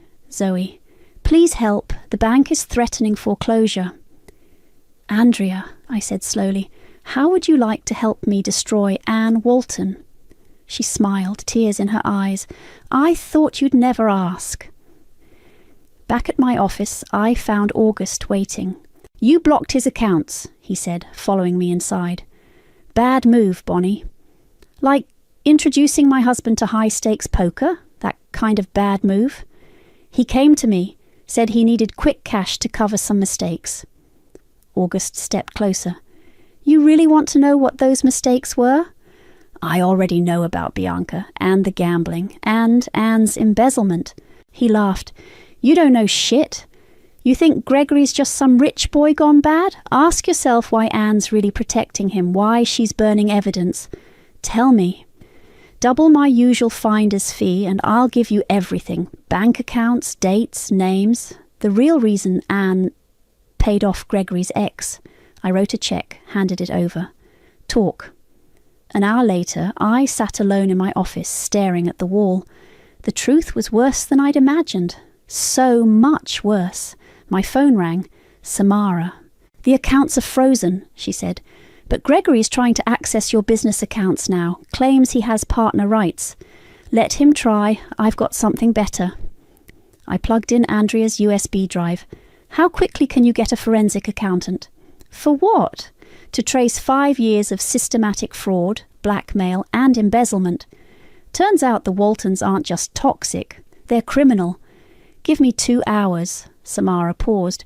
Bonnie, once we start this, I know, no going back. I looked at my wedding photo, still sitting on my desk. But they started this war. I'm just going to finish it. Another text from Gregory. Baby, please, I can explain everything. I typed back, "Of course, dinner tomorrow night, just family."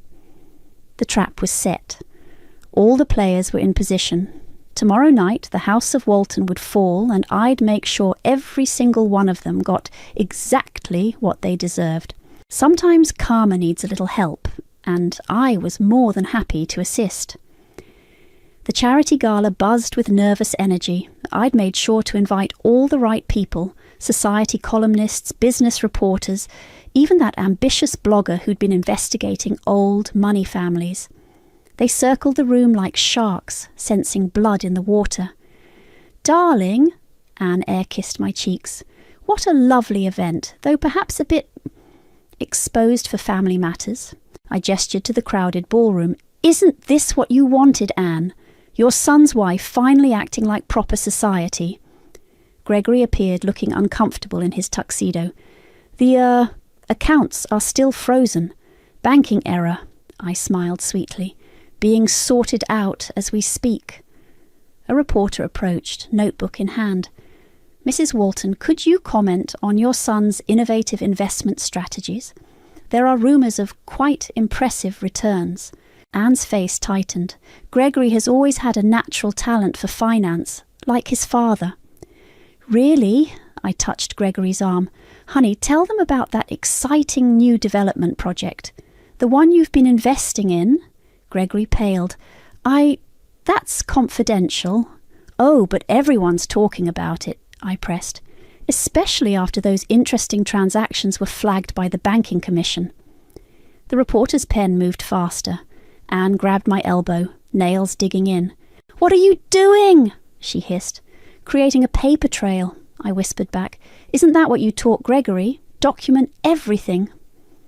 Across the room, Andrea was chatting with the blogger, casually dropping breadcrumbs about family trusts and missing funds. Right on schedule. "Bonnie." August appeared, drink in hand. "A word?" I followed him to a quiet corner. "Make it quick. I have reporters to entertain." "This is suicide," he muttered. "You really think you can take down the Waltons? They'll destroy you." "Like they destroyed Gregory's ex or Andrea's mother?" I sipped my champagne. "Or should we discuss what really happened to that first trust fund?" "You don't understand. Gregory isn't just gambling away money, he's laundering it," I finished. "Through your poker games. Don't worry, the Gaming Commission already knows." His face went ashen. "You wouldn't. Try me." Back in the crowd, I caught snippets of conversation. "Heard the accounts are frozen." Something about missing trust money. Wasn't there another fiancé before her? Perfect. Anne was holding court near the donations table, bragging about Gregory's business acumen. I stepped up beside her. "Tell them about the start-up, Mother," I said loudly. "The one Gregory's been funding through those special accounts." Well, she faltered. "Or maybe about Bianca. She's quite the investment, isn't she?" The circle of listeners grew quiet. Anne's smile became brittle. "Perhaps we should discuss this privately," she said through clenched teeth. "Why? Isn't family business public business? That's what you taught me at that lovely dinner party." Gregory appeared, sweat beading his forehead. "Bonnie, please—" "Oh, speaking of business," I waved over the banking commissioner. "Gregory, didn't you want to discuss those irregular transfers, the ones from your mother's trust account?" The commissioner perked up. "Transfers?" Anne grabbed Gregory's arm. "We're leaving. Now." "But the press wants photos," I called after them. "Something about dynasty in crisis. That's tomorrow's headline, I believe." They practically ran for the exit. Around me, phones were out, recording everything. The blogger was typing furiously on her tablet. Samara materialized at my side. "Everything's documented. Ready for tomorrow?" I watched my husband and his mother flee from the truth they'd tried so hard to hide. Almost. One more dinner, one more chance for them to lie. "They'll try to stop you. Let them try." I raised my glass to Andrea across the room. She nodded back, mission accomplished. "The truth's already out there. They just don't know it yet." My phone buzzed. Easton. Bianca's agreed to talk. Full statement about Gregory, Anne, and the money. Meeting tomorrow morning. I typed back, perfect timing. The gala continued around me, but the damage was done. Tomorrow's papers would be full of questions about the Walton family finances. Seeds of doubt planted, waiting to bloom into full-blown scandal. Gregory texted, "What have you done?" I smiled, thinking of the dinner I'd planned for tomorrow night. The final act in this family drama. "Just giving everyone what they deserve," I wrote back. "See you at dinner tomorrow. Don't be late. You won't want to miss this." Let them spend one more night pretending they were still in control. Tomorrow their carefully constructed world would crumble, and I'd be there to watch it fall. Sometimes the best revenge is simply telling the truth. And I had saved up so many truths to tell. The roast lamb was perfect, the wine was flowing, and my husband's hand shook as he lifted his glass. Across our dining room table, Anne kept glancing at her phone, no doubt seeing the headlines from last night's gala spreading across social media. "Lovely dinner, darling," Gregory attempted a smile. "Maybe now we can discuss unfreezing the accounts." "Of course," I cut into my lamb, "right after we discuss Bianca." The clatter of Anne's fork hitting her plate echoed through the room. "How dare you—" "I had a fascinating conversation with her this morning," I continued calmly. "She had quite a lot to say about both of you, especially about the trust fund money." Gregory's face went white. "Bonnie, whatever she told you was documented with receipts." I took a sip of wine. "Just like the evidence Andrea provided. And the banking records August sold me." Anne stood up so quickly her chair toppled backward. "We're leaving Gregory now." "Actually," I pressed a button on my phone, "you'll want to stay for this."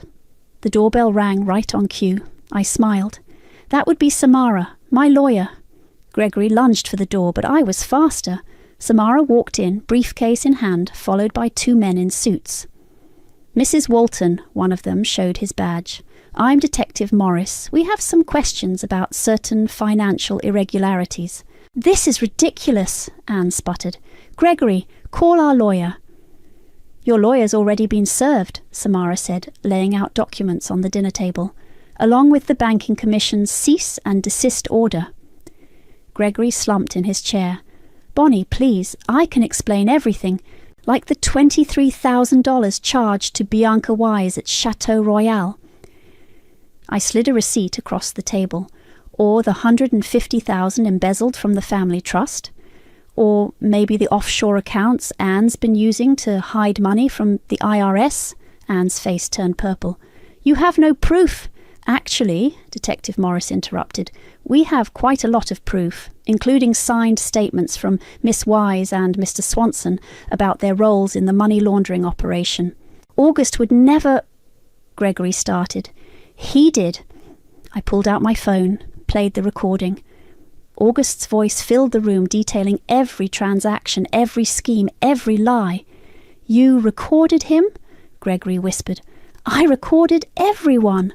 I turned to Anne. "Including your conversation with Gregory's ex-fiancée 5 years ago. The one where you threatened to frame her for embezzlement if she didn't leave town." The detective stepped forward. "Mrs. Walton, we'll need you to come with us." "This is absurd!" Anne looked wildly around the room. "Gregory, do something!" But Gregory was staring at the papers Samara had laid out. Bank statements, transfer records, hotel receipts. His hands trembled as he picked up a document. "Mother!" His voice cracked. "What did you do with Dad's trust fund?" "What I had to!" Anne shrieked. "To protect you, to protect our name. This little gold digger has no idea."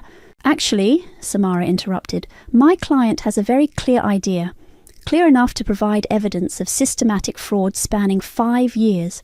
Clear enough that the FBI's Financial Crimes Unit is very interested in your family's banking activities." I stood up, pulled out one final envelope. "These are divorce papers, Gregory. Sign them now, and I won't press charges for your part in defrauding my business accounts." "You can't prove—" Zoe gave me everything. I met his eyes. Every transaction, every lie, every time you used her business to hide money for your gambling debts. The fight seemed to drain out of him. I never meant... It wasn't supposed to... Save it for your lawyer. I pushed the papers closer. Sign. As Gregory scrawled his signature, Anne was being read her rights. She kept screaming about family loyalty, about ungrateful wives, about the shame of it all. "Detective," I called out as they led her away, "don't forget to check the safe in her study, behind the Monet. Andrea mentioned some interesting documents stored there." Finally, it was just Gregory, Samara and me. "The papers are signed," Samara confirmed. "I'll file them first thing tomorrow." Gregory stood, shoulders slumped. "Where am I supposed to go? The plaza has a room waiting, paid for by what's left of your trust fund." I walked to the door, held it open. "Consider it my parting gift." He paused in the doorway. "I did love you, you know, in the beginning." "I know. That's what made it so easy to believe all the lies that came after." After they left, I poured myself another glass of wine, looked around the dining room where I'd just demolished the mighty Walton family. My phone buzzed. "Andrea, it's done. Aunt Anne's being processed now, thank you." I smiled, raised my glass to the empty room. The truth had finally set us all free. "You lying little bitch!" Anne lunged across the conference table, her handcuffs rattling. Two officers grabbed her shoulders, pulling her back into her seat. "Mrs. Walton," her lawyer warned, "please remain calm." We sat in the courthouse conference room, surrounded by attorneys, detectives, and financial investigators. The morning papers had exploded with headlines about the Walton family's fall from grace. "Let's review the evidence again," Samara said, maddeningly calm. "Bank statements showing systematic embezzlement from the family trust. Witness statements from both Bianca Wise and August confirming the money laundering operation. And, of course, the recorded confession from Gregory." Gregory sat at the far end of the table, looking shell-shocked. His expensive suit was wrinkled, his eyes hollow. "I trusted you," he whispered, staring at his mother. "You said the money was going to investments." "Everything I did was for you." Anne's mascara ran down her cheeks. "To protect you from women like her." She jabbed a finger at me. The lead investigator cleared his throat. "Mrs. Walton, we've traced over $2 million in misappropriated funds, money that belonged to your late husband's beneficiaries, including my mother." Andrea stepped forward, dropping a thick folder on the table. "Every transaction, every fake document, every threat you made to force her out of the family. I kept everything." Anne's face crumpled. "Andrea, darling, you don't understand." "I understand perfectly." Andrea's voice shook. "You destroyed my mother's life, just like you tried to destroy Bonnie's, just like Gregory's ex-fiancée." The door opened and Zoe slipped in, eyes red from crying. "Miss Stevenson," Samara acknowledged, "please state for the record what Gregory asked you to do with your business credit line." Zoe wouldn't look at me. He said he needed to cover some gambling debts, that his mother would replace the money once the development deal went through. But there was no deal. He used my company to hide money he was paying to Bianca. "And the amount?" Samara pressed. $120,000, Zoe's voice cracked. "The bank seized my assets. I'm losing everything." Gregory finally spoke up. "I'll pay it back, somehow." "With what money?" his lawyer interrupted. "Your accounts are frozen, your assets are under investigation, and your trust fund is empty." "Actually," I pulled out a document, "I have a proposal." All eyes turned to me as I continued. "My company will purchase Zoe's business assets at market value, covering her debts. In exchange, Gregory and Anne sign full confessions and agree to make restitution to all affected parties." "You can't be serious," Anne spat. "Dead serious." I met her gaze. "Sign the confession, or I'll make sure every society page and business journal knows exactly how you forced Gregory's ex out of the country. With proof." The room fell silent. Gregory's lawyer whispered something in his ear. "I'll sign," Gregory said quietly. "I'll tell everything." "Gregory!" Anne shrieked. "It's over, Mother." He picked up a pen. "You taught me to lie, to hide, to manipulate, and look where it got us." As Gregory began his confession, Andrea touched my arm. "There's something else, something about my mother." "What?" "She's alive, in Toronto. Anne's been paying her to stay away all these years." I smiled. "Call her. Tell her it's safe to come home." The next hour was a blur of signatures, statements, and legal terms. Anne was led away to begin her house arrest pending trial. Gregory left with his lawyer to check into rehab, part of his plea deal. In the hallway, Zoe caught up to me. "Why?" she asked. "Why help me after what I did?" "Because 15 years of friendship means something, even if it ended badly." I handed her the purchase agreement for her business. "Sign this, and we're even. But our friendship is over." Tears rolled down her face as she signed. "I'm so sorry." "I know." I took the papers. "Goodbye, Zoe." Outside the courthouse, reporters swarmed. Questions flew. Is it true Anne Walton embezzled millions? Did Gregory really run a gambling ring? What about the allegations of blackmail? Samara stepped forward. "My client has no comment except this. The truth always comes out." My phone buzzed. A text from Bianca. "Thank you for everything." I typed back, "Take care of yourself." Another message popped up, this one from Andrea. "Mom's booking a flight home. Want to help me surprise her?" I smiled, thinking of Anne in her mansion, alone with her lies, of Gregory in rehab, finally facing his demons, of all the lives they'd tried to destroy. "Justice doesn't always wear a black robe," I texted back to Andrea. "Sometimes it wears designer heels and carries receipts." The morning sun felt warm on my face as I walked away from the courthouse.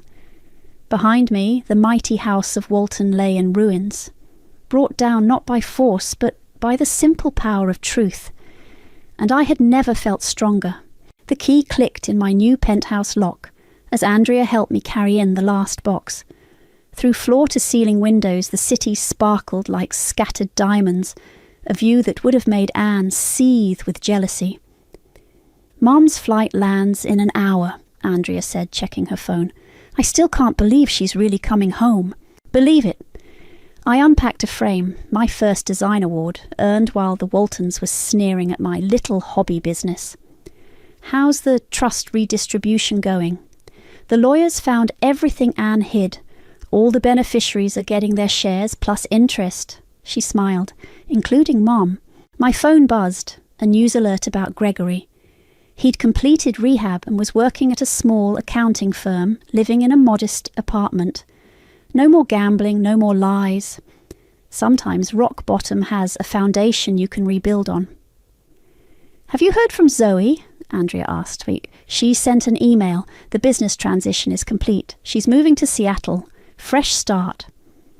A knock at the door made us both turn. Samara stood there, holding a bottle of champagne and a thick envelope. "It's done," she announced, striding in. "Anne's plea deal is final. No jail time, but house arrest, full restitution, and she's barred from managing any trusts or estates." "How's she taking it?" "Last I heard, she's selling the mansion. Can't afford the upkeep without the trust money she was stealing." I opened the envelope. Final divorce papers signed and filed. Gregory had surrendered all claims to my business and assets. Freedom printed in legal terminology. "Speaking of business," Samara continued, "that development deal you found? The legitimate one?" "The old theatre renovation? Board approved it this morning. Your design firm got the contract." Andrea squealed, hugging me. "You're going to transform downtown." "We are," I corrected her. "If you still want that project manager position." Her eyes widened. "Really? Really? Time to build something new." My phone lit up with a text from Bianca. "Thought you should know. August got raided. Feds found everything. No more underground poker games." "Good," I texted back. "Stay strong." Samara popped the champagne, filling glasses. to karma, to truth, Andrea added. To freedom, I finished. Another knock, this time a delivery man with a large package. Inside was a framed magazine cover. My face, my story. Phoenix Rising. How one woman exposed a dynasty's decay. Put it there. I pointed to the wall facing the elevator. Anyone visiting would see it first thing. Andrea's phone chimed. Mom's landing early. I should go. Give her a hug for me. I walked her to the door. Dinner tomorrow? All of us? Wouldn't miss it. After she left, Samara helped me arrange furniture, turning the penthouse from empty space into home. No photos of Gregory, no Walton family heirlooms, just my achievements, my taste, my life. You know, Samara said, adjusting a lamp. Most people would have settled, taken the quiet divorce, kept the secret. Most people didn't watch their husband and his mother destroy lives for sport. True, she paused. Any regrets? I walked to the windows, looked out at my city.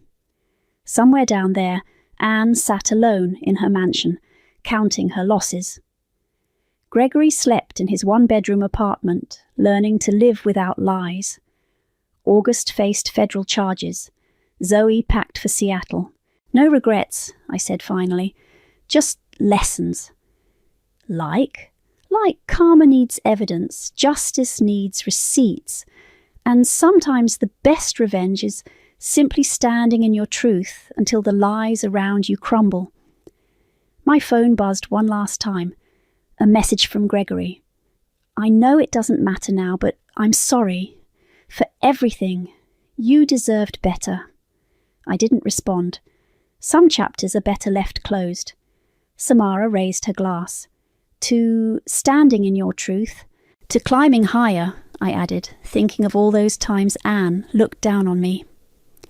Now I had the best view in the city. The setting sun painted the sky gold, reflecting off my windows. Below, Andrea's car pulled away, heading to reunite with her mother.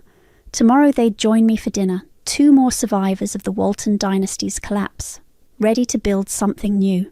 I touched the magazine cover, traced the word Phoenix.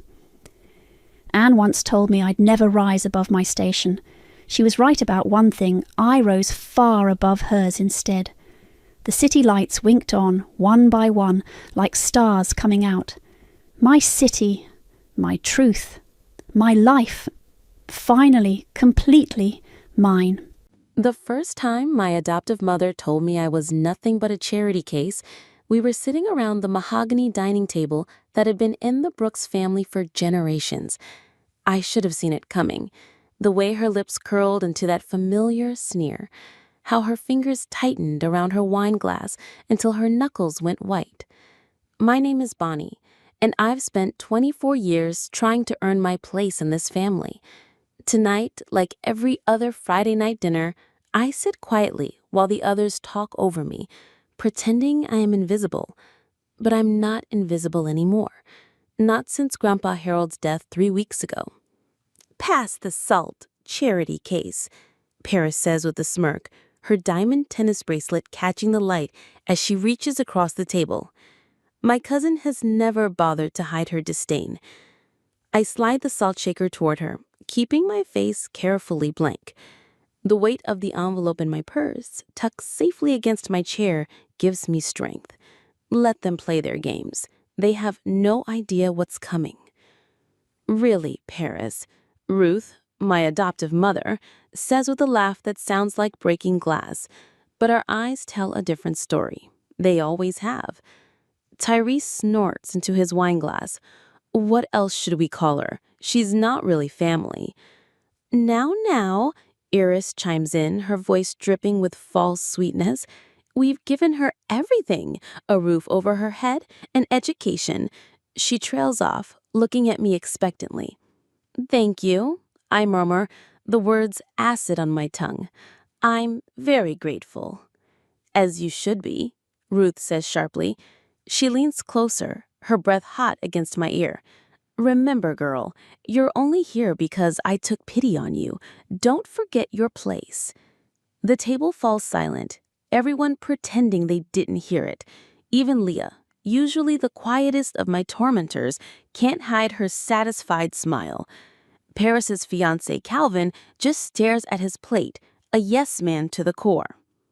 "Speaking of plays," Paris announces, straightening in her chair, "I can't wait for next week's will reading. Finally, everything will be put right." She shoots me a triumphant look. Some people might need to start looking for new arrangements. Sadie, my other aunt, reaches over to pat Paris's hand. "Patience, dear. Good things come to those who deserve them." I take a small sip of water, hiding my expression. If they only knew what Grandpa Harold had told me during our last conversation, if they could see the real will, safely hidden away, with its carefully typed pages that would shatter their world. "I was thinking," Ruth continues, her voice carrying across the table, "it might be time for Bonnie to start looking for her own place anyway. She's certainly old enough." "I couldn't agree more," Iris adds. "It's not healthy keeping her dependent like this. She needs to learn to stand on her own 2 feet. The conversation continues around me, each person adding their opinion about my future as if I'm not even there. I focus on cutting my meat into precise squares, remembering Grandpa's words. "Let them think they've won, little fox. When the time comes, you'll show them what you're made of." A sudden clatter makes everyone jump. Paris has dropped her fork, and red wine is spreading across the white tablecloth like blood. "Oh, look what you made me do," she snaps at me, though I'm nowhere near her. "You're so distracting, just sitting there staring like some creepy doll." "I'll get a cloth," I say, standing up. As I walk to the kitchen, I hear their laughter, their whispered comments. Each word, each snicker, adds another brick to the wall of my resolve. In the kitchen, I grip the counter until my fingers ache. Through the door, I can hear Paris's voice, clear as a bell. "Next week, we're finally getting what we deserve, and she'll learn exactly where she belongs." I reach into my pocket and touch the small recording device hidden there. Another conversation captured, another piece of evidence stored away. They think next week will be their triumph. They have no idea it will be their undoing. Taking a deep breath, I grab a cloth and head back to the dining room. Ruth's cold eyes follow me as I clean up the spill, and I feel Paris's foot deliberately knock against my knee as I work. "Sorry," she says with a giggle that suggests she's anything but. I straighten up, meeting her gaze steadily. "Don't worry about it," I reply, my voice soft. "Everything will work out exactly as it should." For a fraction of a second, something flickers in Paris's eyes. Uncertainty, maybe. Even fear. Good. She should be afraid. They all should be. Because in 7 days, I'm going to destroy everything they hold dear. 3 weeks ago, I sat across from Grandpa Harold in his study for the last time. The leather chair creaked as I settled into it, watching him pour tea into delicate china cups with trembling hands. Even then, I knew something was different. His eyes held a clarity I hadn't seen in months. "Earl Grey, 2 sugars," he said, sliding my cup forward. "You're the only one who takes it exactly like I do." "Thank you, Grandpa." I wrapped my hands around the warm cup, breathing in the familiar bergamot scent. He leaned forward, his voice barely above a whisper. "Tell me, little fox, how do they treat you when I'm not around?" The question caught me off guard. For years, I tried to hide the truth from him, not wanting to burden him with my pain, but something in his expression told me honesty was crucial. I swallowed hard. "They make sure I know I don't belong." Grandpa's face darkened. "I've watched them, seen how they whisper, how they laugh. Even Ruth, who should have—" He stopped, shaking his head. "I failed you, Bonnie, but I'm going to make it right." He stood slowly, using his cane for support, and walked to his desk. From the bottom drawer, he pulled out a thick manila envelope. "This is my real will," he said, holding it out to me. "The one Morgan has is a decoy. They're all so sure they know what's in it, but they don't know anything." My hand shook as I took the envelope. "Why are you giving this to me?" "Because you have more strength than any of them." He sat back down, his eyes intense. You've endured their cruelty without becoming cruel yourself. That's why you deserve everything." "Everything?" I whispered. "The house, the business, the majority of the estate." He smiled, but it was tinged with sadness. "They'll fight it, of course. That's why I've prepared something else for you." He reached into his jacket pocket and pulled out a small key. "In my safe, behind the painting of the fox hunt, you'll find documents, evidence of their schemes, their frauds, their little betrayals. I've been collecting them for years. But why didn't you confront them? Sometimes, little fox, revenge is a dish best served from beyond the grave." He chuckled, then turned serious. "There's something else you should know. About your mother." A knock at the study door cut him off. "Father," Ruth's voice called out, "are you in there?" "Remember," Grandpa whispered urgently, "wait until the official reading. Let Morgan handle everything. And Bonnie," he grabbed my hand, "never forget, you're stronger than them all." The door opened before I could respond. Ruth stood there, her eyes narrowing at our clasped hands. "What's going on here?" she demanded. "Just having tea with my favorite granddaughter," Grandpa said calmly, not releasing my hand. Ruth's face twisted. "She's not your granddaughter." "She's more my family than you've ever been," he replied, his voice like steel. I'll never forget Ruth's expression in that moment, pure hatred directed at both of us.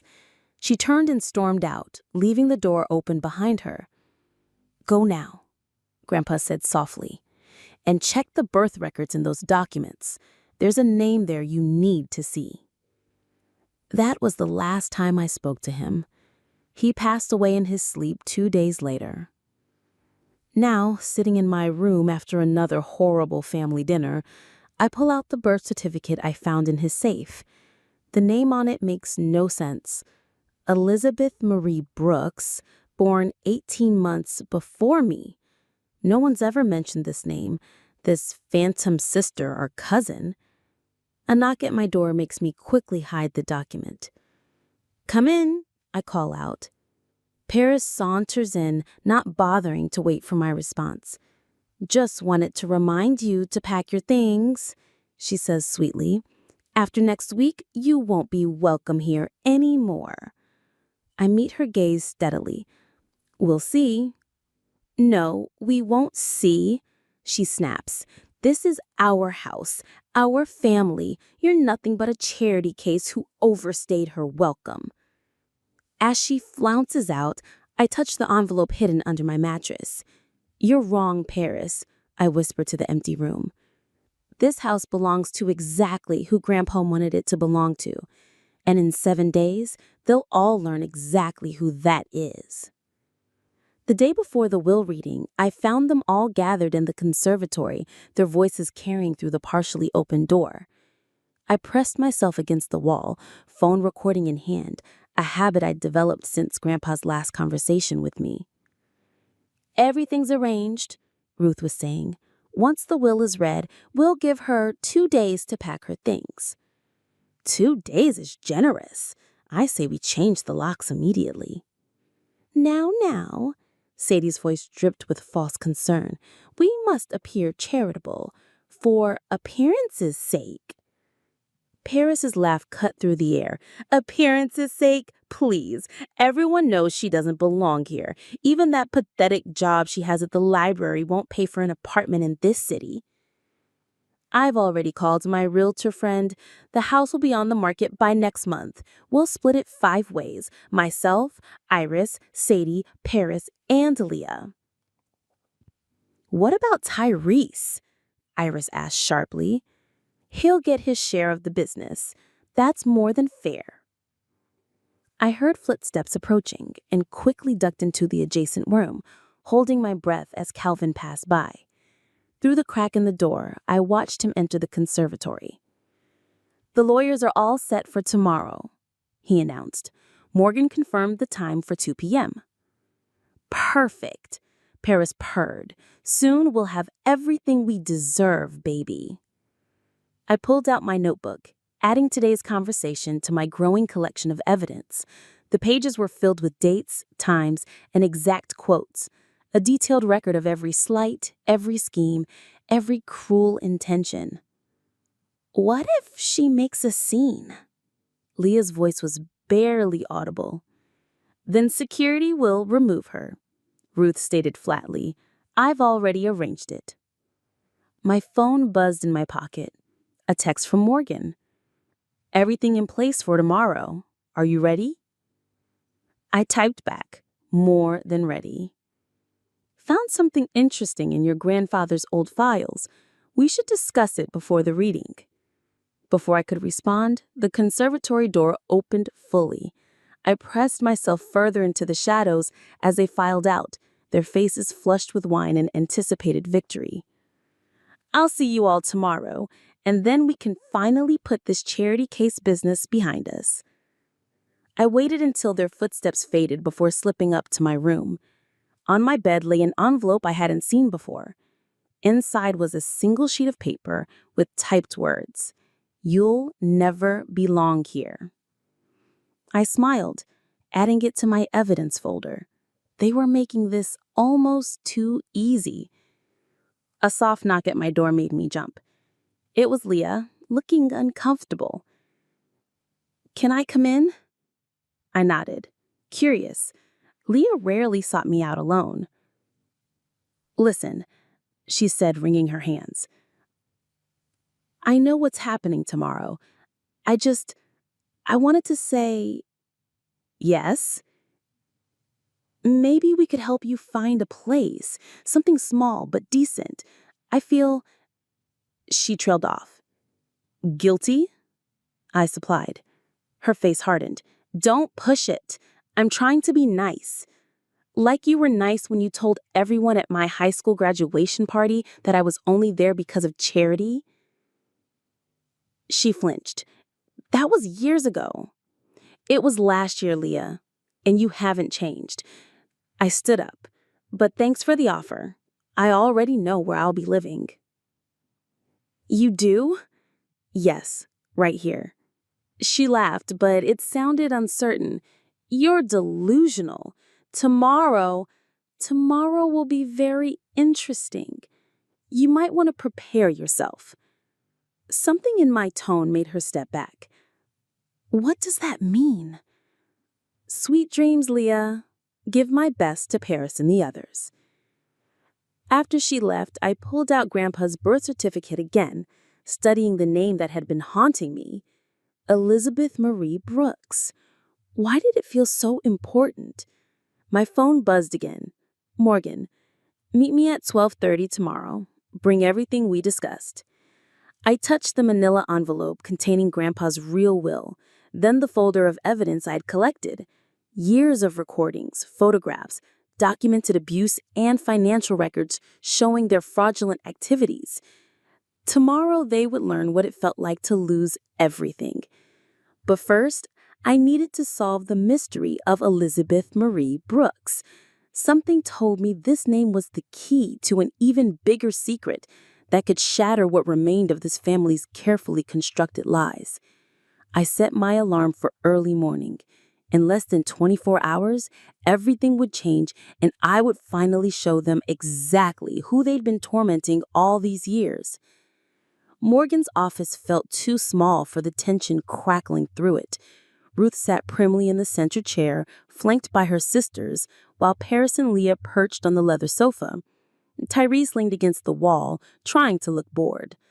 I chose a seat near the door, away from them all. Before we begin, Morgan said, adjusting his glasses, I want to remind everyone that this is a legal proceeding. Just get on with it, Ruth snapped. We all know why we're here. Morgan opened a folder. Very well. This is the last will and testament of Harold James Brooks. I watched their faces as he read through the preliminary sections. Paris was already smirking, while Ruth's fingers drummed impatiently on her armrest. The distribution of assets, Morgan continued, is as follows. Finally, Iris muttered. Morgan cleared his throat. To my granddaughter Bonnie, I leave the entirety of my estate, including the family home, business holdings, and liquid assets, with the exception of small personal bequests listed in the appendix. The room exploded. What? Paris shrieked, jumping to her feet. This is impossible, Ruth snarled. That can't be right. Tyrese pushed off from the wall. This is bullshit. If you'll allow me to continue, Morgan raised his voice over the chaos. No. Ruth stood, face flushed. This is clearly a mistake. She's not even family. I reached into my bag and pulled out the envelope Grandpa had given me. Actually, this is the real will, the one Grandpa wanted me to bring today. Morgan nodded. Yes, your grandfather left this with Bonnie, anticipating resistance. She forged it. She's trying to steal what's ours. I have video evidence of Harold signing this will, along with multiple witnesses. It's completely legal and binding. Ruth turned on me, her eyes wild. You manipulated him, poisoned him against his real family. Real family? I stood slowly, pulling up my phone. Let's talk about real family. I pressed play. Their own voices filled the room, planning to throw me out, mocking me, discussing how to split assets they didn't own. You recorded us? Leah gasped. I recorded everything. I met Ruth's gaze. Every insult, every threat, every scheme. You little snake, Iris hissed. There's more, Morgan interrupted, holding up another envelope. Harold left this specifically for Bonnie, to be opened after the will reading. Ruth lunged for it, but Morgan pulled it back. This is not for you, Ruth. My hands shook as I opened it. Inside was a letter and another birth certificate. Dear Bonnie, if you're reading this, then the truth about the will has been revealed. But there's something else you need to know. Something about your real mother. Stop, Ruth whispered, her face suddenly pale. I continued reading. The woman who raised you is not your biological mother. The truth is, I said stop, Ruth screamed. The truth is what, Ruth? I demanded. That you abandoned your first daughter? That I'm not the charity case at all? The room went deadly quiet. What is she talking about? Paris asked, her voice small. Elizabeth Marie Brooks, I said, holding up the birth certificate I'd found. Born to Ruth Brooks, 18 months before me. What happened to her, Ruth? And why did you really take me in? Ruth sank back into her chair, all color drained from her face. Mother, Paris pressed. I couldn't. Ruth's voice cracked. I couldn't handle a child then. I was too young, too focused on my career. So I gave her up. And then when she died, she looked at me with something like horror. I took you in out of guilt. You were the same age she would have been. Oh my God, Leah breathed. Morgan pulled out another document. There's one final revelation. Bonnie, your biological mother, she's in this room. My heart stopped as he slid the paper across the desk. There in black and white was my original birth certificate, and listed as my mother was a name that made the world tilt on its axis.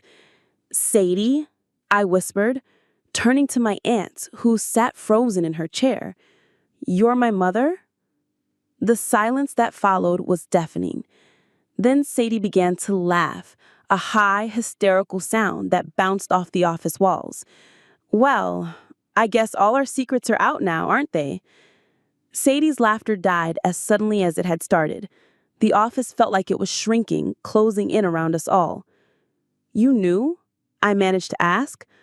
All this time, you watched them treat me like that, and you knew? Of course I knew. Sadie's voice was ice. I gave you up for a reason. Ruth wasn't the only one with ambitions. Paris stood up so quickly, her chair toppled backward. This is insane. You're all insane. That house belongs to us.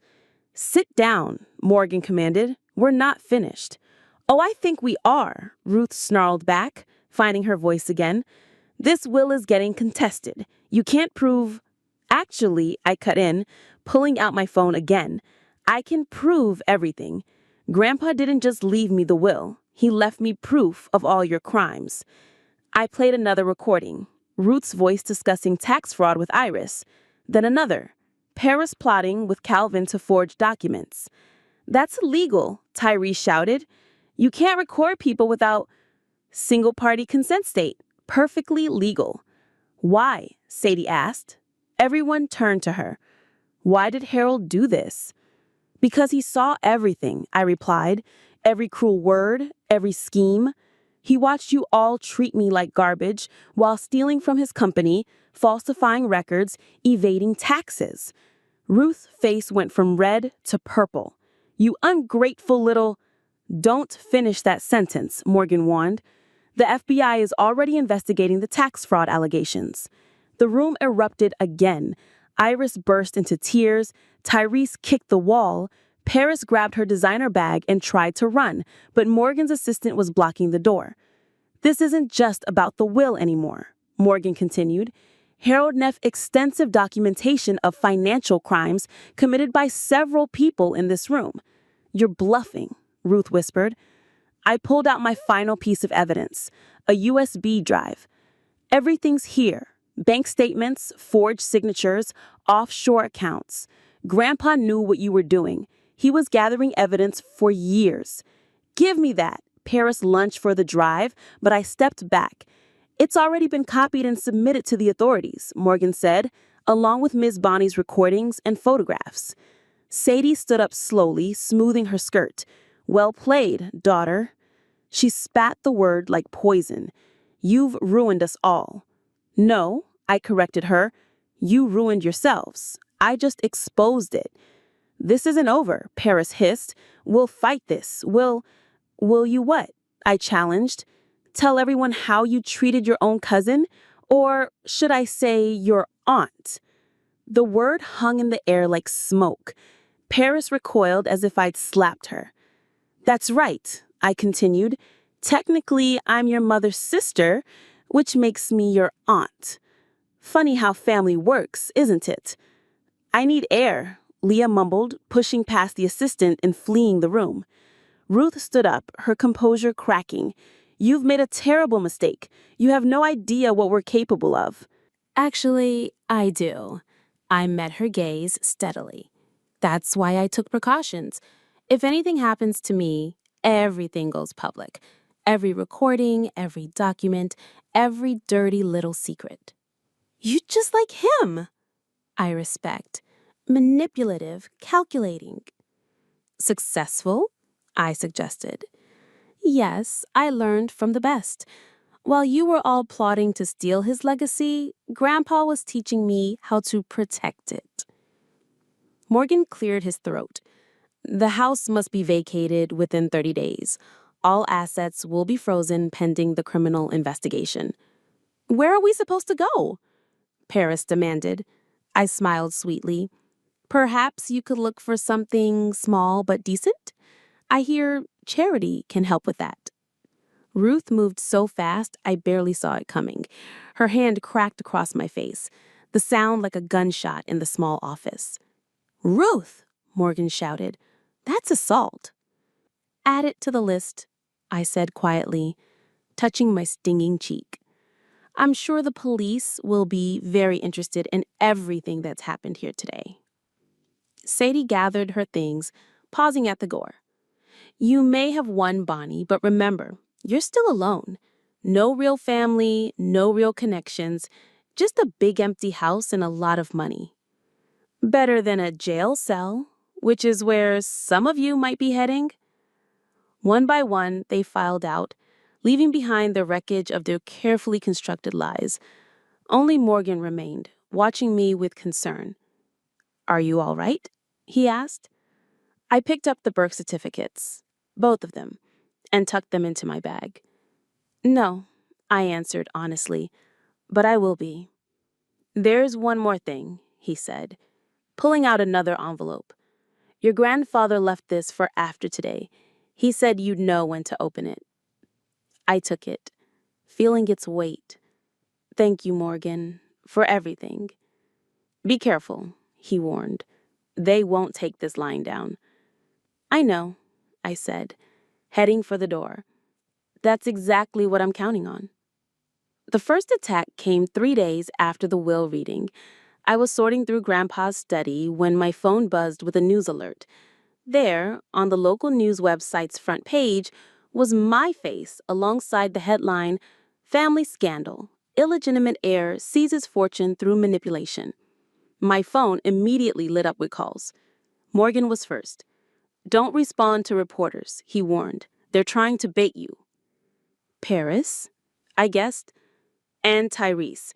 They're giving interviews painting you as a manipulative gold digger who took advantage of a sick old man." I opened my laptop, finding more articles already spreading across social media. Anonymous sources claimed I'd drugged Grandpa, isolated him from family, even suggested I wasn't who I claimed to be. A sharp knock at the front door made me jump. Through the security camera, I saw Ruth standing there, looking immaculate in designer clothes. "Let me in," she called out. "We need to talk." I pressed the intercom. "Everything goes through Morgan now." "Don't be difficult," she snapped. "I'm trying to help you." "Like you helped Elizabeth?" Her face contorted. "You don't know anything about that." "I know enough." I watched her through the camera. "Why did you really take me in, Ruth? Guilt over abandoning your first daughter wasn't the whole story, was it?" "Open this door or I'll—" "You'll what? Call the media again? Tell them more lies?" I laughed. "Go ahead. I have proof of everything." She pulled out her phone. "Fine. Have it your way." An hour later, my social media exploded with posts from Paris and Leah, sharing childhood photos with captions about their disturbed adopted sister, who had always been jealous and finally showed her true colors. My phone buzzed again. A text from an unknown number. "Check your email." The message in my inbox made my blood run cold. "We know what really happened to Elizabeth. Back off, or everyone will know too." I called Morgan immediately. "They're getting desperate," he said after I told him everything, "but they don't know about the security cameras you installed last week." "Should I be worried about Elizabeth? What did they mean?" "I've been doing some digging," Morgan replied. "There's something odd about her death certificate. The dates don't match up with—" A crash from downstairs cut him off. I ran to the security feed to see Tyrese and Calvin breaking in through the garden door. "Someone's in the house," I whispered into the phone. "Call the police." I could hear them moving through the rooms below, ransacking drawers and cabinets. "It gotta be here somewhere." Tyrese's voice carried up the stairs. "The old man kept everything important in his study." I quietly opened my laptop, activating the cameras I'd hidden around the house. The footage would be streaming directly to Morgan's office. "Check this out. Hidden compartment in the desk." My heart stopped. They were in Grandpa's study where I'd found the birth certificates. Footsteps on the stairs. I grabbed my phone and slipped into the hidden passage Grandpa had shown me years ago, a remnant from the house's prohibition days. Through a small vent, I could see them entering my room. "She's got to have copies somewhere," Tyrese muttered, pulling out my drawers. "Found something." Calvin held up a folder. "Holy shit, Ruth needs to see this." Sirens wailed in the distance. Tyrese swore. "Grab everything," he ordered. "We'll sort it out later." I waited until their footsteps faded, then emerged to find my room destroyed. But they'd taken the wrong folder. I kept all the important documents in a safety deposit box downtown. The police arrived minutes later, but Tyrese and Calvin were already gone. As I gave my statement, my phone buzzed with another text. "Nice try with the cameras, but this isn't over."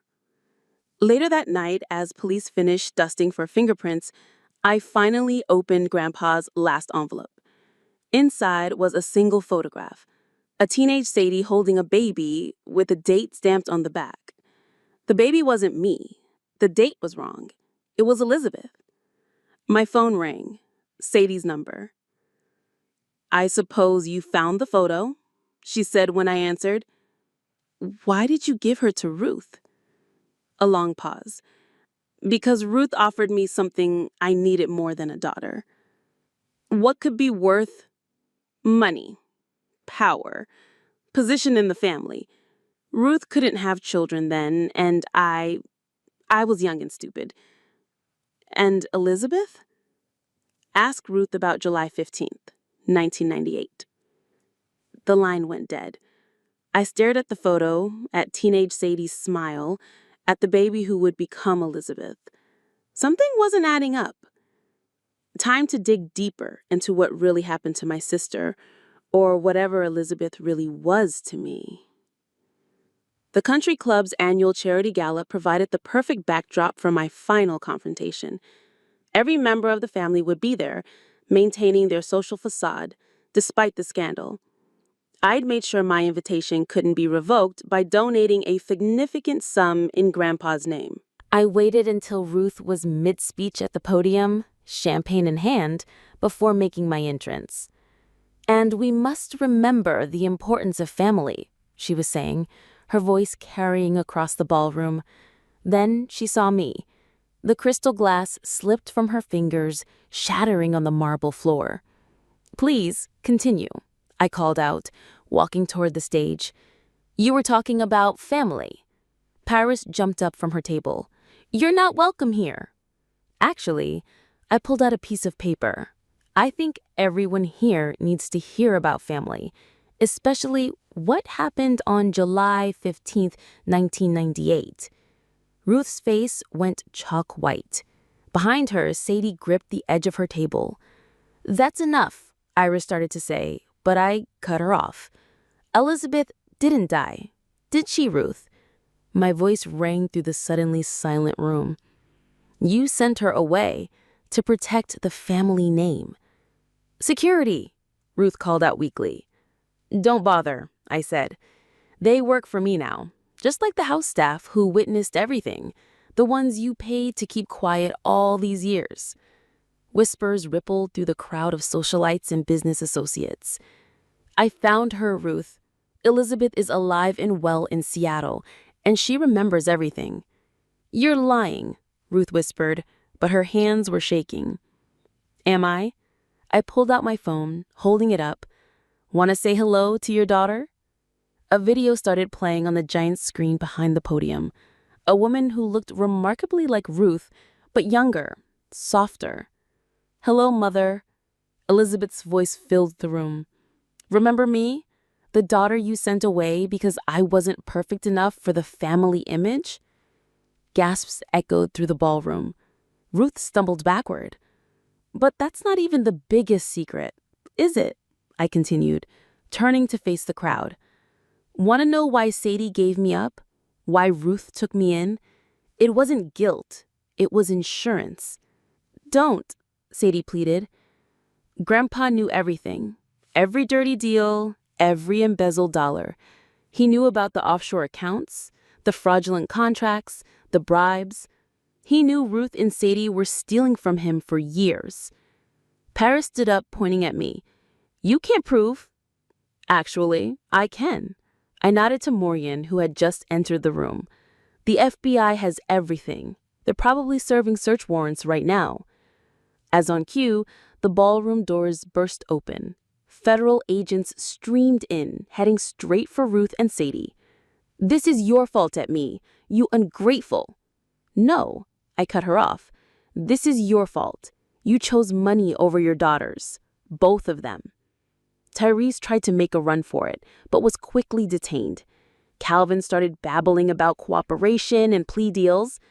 "Ladies and gentlemen," I addressed the shocked crowd, "I apologize for disrupting your evening, but I thought you should know who you've been doing business with.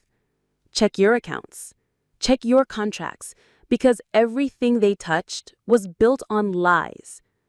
Sadie was led past me in handcuffs. "I should have kept you," she whispered. "That was my biggest mistake." "No," I replied. "Your biggest mistake was thinking you could get away with all of this forever." Paris lunged at me, suddenly her designer dress ripping as security pulled her back. "You've ruined everything." "You ruined it yourselves," I said calmly. "I just exposed the truth." As the agents led them away, I felt a presence beside me. Morgan handed me another envelope. "From your grandfather," he said. "He told me to give it to you after justice was served." Inside was a single note. "The house is yours now, little fox. But remember, a home is more than walls and wealth. It's what you build inside it. Don't let revenge consume you like it consumed them. Love, Grandpa." I looked around the ballroom, at the chaos I'd created, at the shattered remains of the family's reputation. Victory tasted different than I'd imagined. Less sweet, more hollow. My phone buzzed. A text from Elizabeth. "Thank you for finding me, for exposing the truth. Want to get coffee sometime? Real sisters should know each other." I smiled, feeling something warm replace the cold satisfaction of revenge. Maybe Grandpa was right. Maybe it was time to build something new from the ashes of what I'd burned down. But first, I had a sister to meet. The house feels different now. Sunlight streams through windows that were always kept shuttered, and the sound of laughter echoes through rooms that once held only whispered cruelties. "These photos have to go," Elizabeth says, reaching for the formal family portraits that line the main staircase. Too many fake smiles. I help her take them down, revealing patches of darker wallpaper beneath. What should we put up instead? "New memories," she suggests. "Real ones." The doorbell rings. Through the security camera, I see Morgan standing on the porch with a thick folder. "Final sentencing details," he announced as we let him in. Ruth got 15 years for fraud and embezzlement. Sadie took a plea deal, 7 years. Tyrese and Paris got 5 each. Elizabeth sinks into an armchair. "And the restitution?" He confirmed that the court ordered them to repay everything they stole, plus damages. "Good luck with that from prison," I muttered. Actually, Morgan pulled out some papers. Several of their former associates have come forward offering to make things right. Seems they don't want to be connected to the scandal. The front door opens again. We've given up on keeping it locked during daylight hours. My assistant Sarah walks in with coffee and pastries. "The Children's Hospital called. They're thrilled about the new wing donation. They want to know if you'll speak at the opening ceremony." Elizabeth catches my eye. Grandpa would have loved that. He would, I agree. Speaking of which, I pull out his final letter, the paper worn from repeated reading. I think I finally understand what he meant by building something better. The doorbell rings again. This time, it's a young woman clutching a folder. "I'm sorry to interrupt," she stammers. "I'm from the women's shelter. We received your donation offer." "Come in," I gesture to the living room. "Let's talk about how we can help." As Elizabeth leads her through, Morgan touches my arm. "One more thing. Calvin's asking to meet. Says he has information about other family secrets." "No," I decide firmly. "No more secrets, no more revenge. That chapter's closed." He nods approvingly. Harold would be proud. Later, as sunset paints the study in amber light, Elizabeth and I sit in the same chairs where Grandpa had his last tea. "Sometimes I miss them," she admits quietly. "Not who they were, but who they could have been." "I know what you mean." I pour us both tea. Earl Grey, 2 sugars. "But we can't fix their choices." "No," she agrees. "But we can make better ones." My phone buzzes, a text from Leah, the only one who avoided prison by cooperating. "The therapy's helping. Maybe someday we can talk?" "Going to respond?" Elizabeth asks, seeing my expression.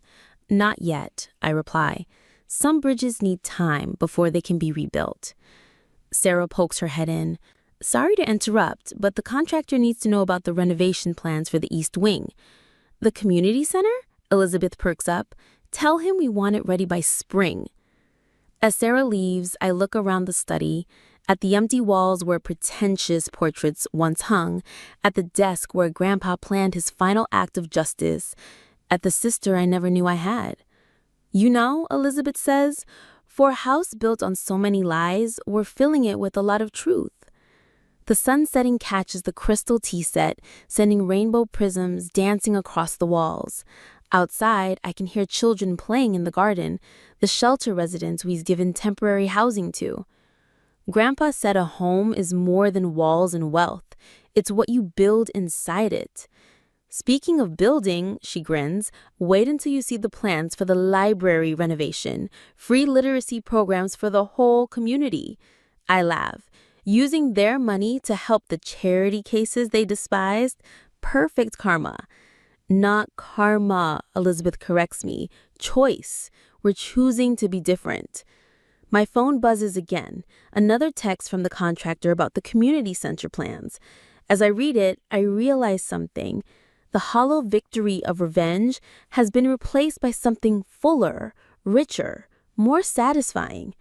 You know what, Elizabeth, I say, watching the last rays of sun paint the room gold. I think we finally belong here. She reaches across and squeezes my hand. We always did, sister. We always did.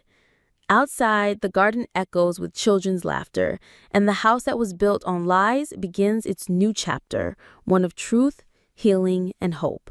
Not because of revenge, but because of choice, just like Grandpa knew it would. Now it was my turn to live in luxury. That's what Jennifer said to me over the phone. Her voice was full of sarcasm and bitterness. As soon as I heard her words, I felt a heavy feeling in my stomach. I quickly opened my banking app, and what I saw made my heart race. I had just gotten out of the hospital after a horrible car accident. I had spent 3 long weeks there, weak and barely able to move. But seeing the charges on my credit card woke me up fast.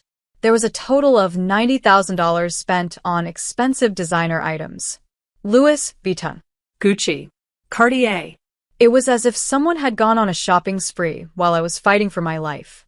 My name is Mary Berry. I'm 35 years old. I've always worked hard and built a good life for myself. I knew my sister-in-law, Jennifer, had always been jealous.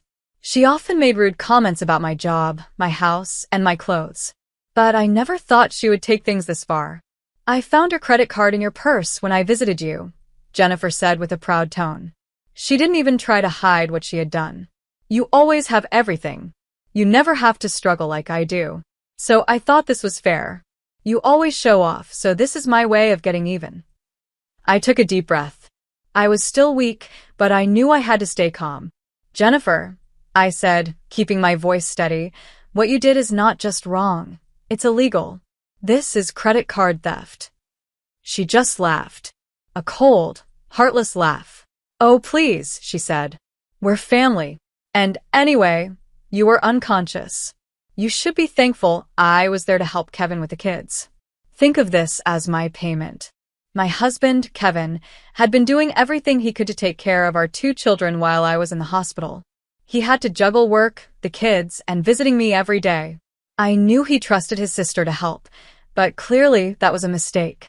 You know what, Jennifer? I said, still calm. Thank you for telling me all of this.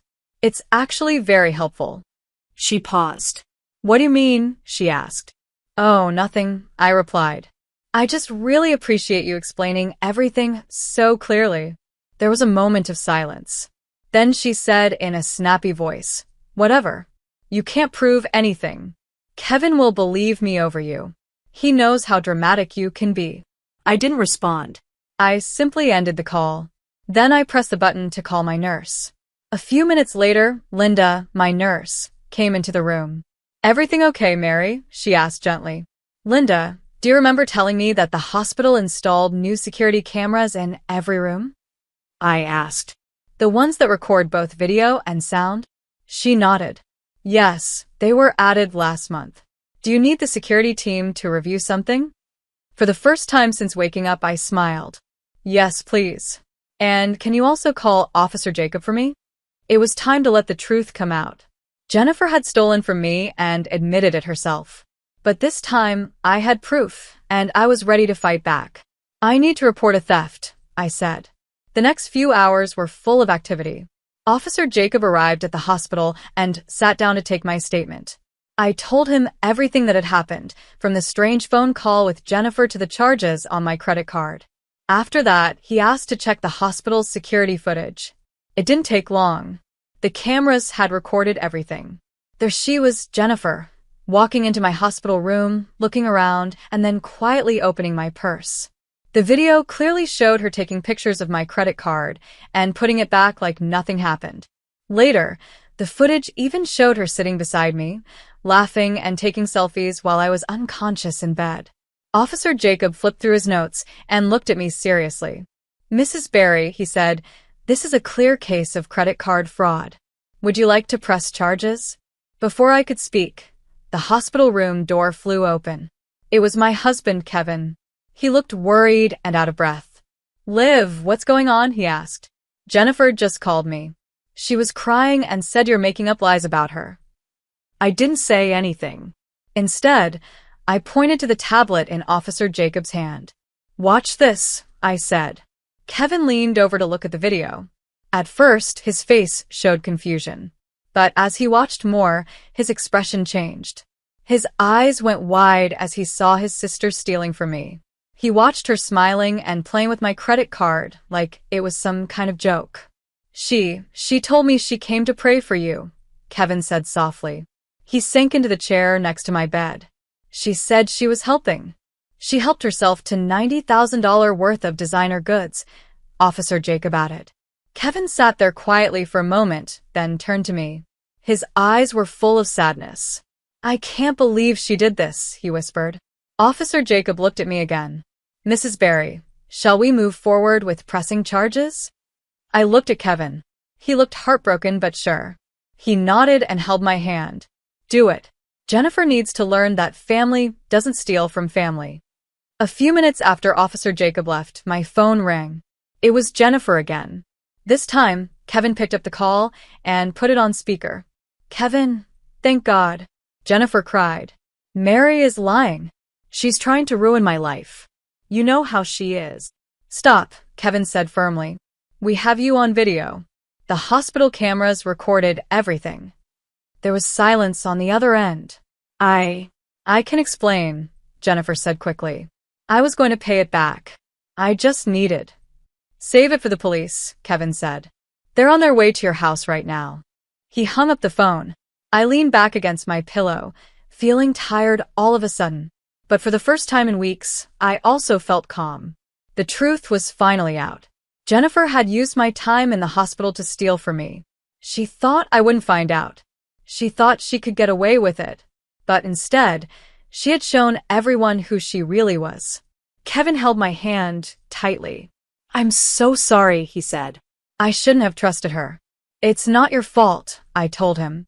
"None of this is." Now, it was time to move on with the truth on our side and the peace that comes when justice is finally served. I whispered softly, "She's about to learn that stealing from family comes with consequences. What goes around always comes back." The next few days in the hospital were busy. I was still recovering from the car accident, getting stronger each day. Nurse Linda helped me walk short distances, and the doctors kept a close eye on me. But even as I healed, there was still the situation with Jennifer to deal with. Officer Jacob came back with an update. I could see from the look on his face that something had happened. "We arrested Jennifer at her apartment," he said. She was completely surprised. The place was filled with shopping bags. Some still had the price tags on them. He shook his head. "You should have seen her face when we put the handcuffs on. She kept saying it was all a big mistake. But we have everything we need. We've got the video footage, the things she bought with your card, and her own voice admitting it over the phone." While Officer Jacob handled the case, I focused on getting better. But my phone wouldn't stop ringing. Jennifer had started telling lies to cover up what she had done. She was calling family members and friends, saying that I had given her permission to use my credit card. She claimed I was now trying to blame her just to make her look bad. One voicemail made my stomach twist. It was from my mother-in-law, Patricia. "You've always been jealous of Jennifer's youth," her voice said sharply. "She told me everything. How dare you try to destroy her life?" I clenched my fists. I couldn't believe it. Kevin, my husband, came over and gently took my phone. "She doesn't know the truth yet," he said quietly. "Jennifer's been lying to her too." Then it's time we show her what really happened, I replied. That afternoon, Patricia came into my hospital room. She looked angry and ready to defend her daughter. But everything changed once Officer Jacob showed her the security footage. She watched closely as the video played. There was Jennifer sneaking into my hospital room. She was smiling and laughing as she pulled my credit card out of my purse and took pictures of it. Then she sat beside me and took selfies, as if stealing from someone in intensive care was a joke. Patricia's face turned pale. She sat down slowly, her eyes wide. I don't understand, she said. Jennifer told me you gave her permission. She said you were trying to make up for always showing off your money. Kevin stepped forward and spoke gently. Mom, Jennifer stole from Mary while she was unconscious in a hospital bed. There's no excuse for that. She didn't ask. She didn't care. She just took what she wanted. Patricia didn't respond at first. Her hands were shaking as she looked at her phone, probably thinking about all the things Jennifer had told her over the past few weeks. All those designer clothes and bags, she finally said. She told me they were gifts from friends. She even said one bag was a prize she won. Now, everything was falling into place for her. As we sat in silence, I knew this wasn't just about money or clothes. It was about trust. Jennifer had broken it, not just with me, but with everyone who cared about her. And now, she would have to face the truth, in court, where lies don't work. Justice was finally catching up. A few days later, I sat in the courtroom for Jennifer's first hearing. My body was still aching from the car accident, but I was determined to be there. I needed to see this through. I wanted her to know that what she did wasn't going to be forgotten. Jennifer walked into the courtroom wearing a neat outfit and a confident smile. She looked around like she thought nothing bad would happen to her. But that smile slowly started to fade when her public defender stood up and read the charges. Miss Aniston, the judge said, looking directly at Jennifer, the evidence against you is very strong. There is clear video showing you stealing from your sister-in-law while she was unconscious in the hospital. Do you understand how serious this is? Jennifer still thought she could talk her way out of it. She lifted her chin and said, Your Honor, this is just a misunderstanding. Mary and I had an agreement. She's always showing off her money, and she gave me her credit card to make things right between us. The judge's face turned serious. While she was unconscious in intensive care, he asked. Jennifer paused. Well, She didn't have an answer. The prosecutor stood up next. Your Honor, he said, we have clear video evidence showing the defendant walking into Mrs. Barry's hospital room several times. She was seen searching through her purse and taking pictures of her credit card. We also have a recorded phone call where she admits what she did and even makes fun of the victim's condition. This was the first time Jennifer started to look nervous. Her face lost its color. She looked at Kevin, hoping he would come to her defense, but he didn't even look at her. His face was cold. His own sister had betrayed him, and there was no going back. The judge let out a long sigh. Because of how planned and purposeful your actions were, he said, I am rejecting the plea deal. This case will move forward to a full trial. Jennifer's lawyer quickly asked for a short break to speak with her outside the courtroom.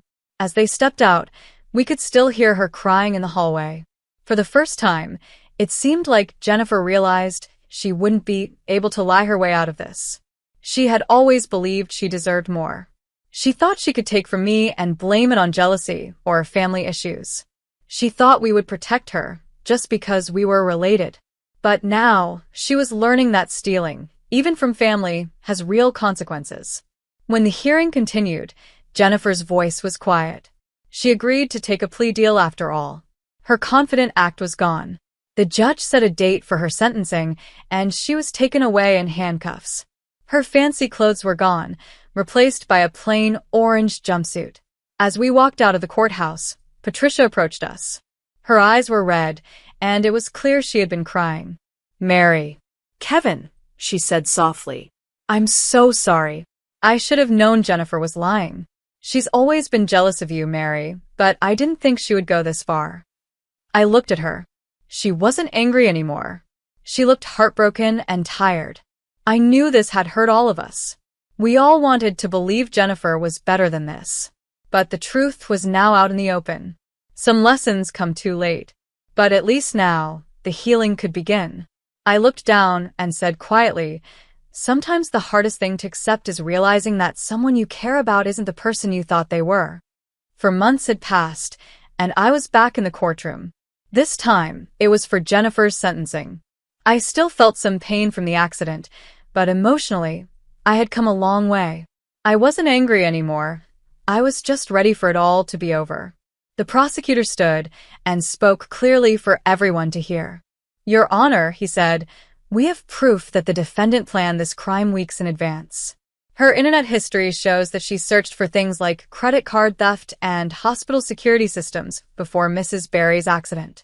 While Mrs. Berry was fighting for her life in the hospital, the defendant, her own sister-in-law, took advantage of her condition for her own benefit. He paused and looked toward Jennifer. She only showed regret after she was caught. "We are asking for the full sentence allowed under the plea deal." Jennifer sat at the defense table, looking very different from the confident woman she once was. Her fancy designer clothes were gone.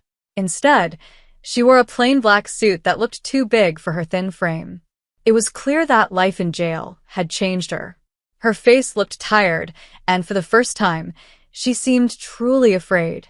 The judge turned to Jennifer. "Miss Aniston," he said, "before I give you your sentence, do you have anything you would like to say?" Jennifer stood slowly. Her hands were shaking as she held a small piece of paper. She looked nervous and unsure. I want to say I'm sorry," she said, her voice weak. "I was jealous. Watching Mary live the life I wanted made me angry. I kept thinking it wasn't fair. When I saw her credit card in her purse, something inside me snapped. I told myself she wouldn't miss the money. I even convinced myself that she owed me for all the years I struggled. But I was wrong." I watched her carefully, wondering if she truly meant it or if this was just another one of her performances. Kevin sat beside me, holding my hand. His face was unreadable. The judge stayed calm and serious. "Miss Aniston," he said, "your actions showed selfishness and cruelty. You took from someone who was sick and couldn't defend herself. Then you lied about it and tried to turn others against her. This court cannot ignore what you've done." He picked up his papers. "You're sentenced to 19 months in prison and 6 years of probation. You must also pay back the full amount you stole, plus additional fines.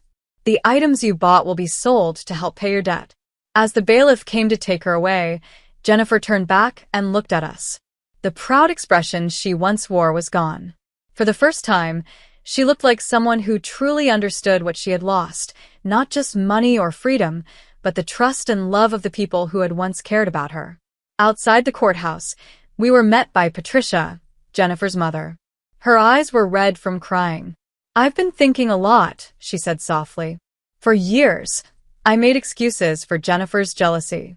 I always told myself she was just going through a rough time. But now I see that I ignored the warning signs. I should have seen this coming." I nodded. We all want to believe the best in people. But sometimes, the truth is harder to face.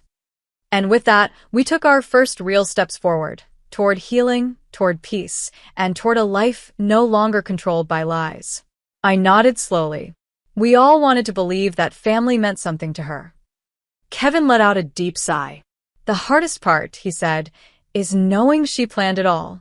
She didn't just act in the moment. She waited for the right time to take advantage of us." The truth was painful, but we were learning to live with it. Over the next few months, things began to change. The police finished collecting the last of the items Jennifer had bought with my stolen credit card. All her designer clothes, handbags, and shoes were boxed up and sold at an auction. Most of the items sold for much less than she had paid. Her once full apartment was left empty, just a reminder of how fast things had fallen apart. Jennifer began writing me letters from prison. At first, they were full of excuses. She blamed me. She blamed the situation. She said I had pushed her away with my success.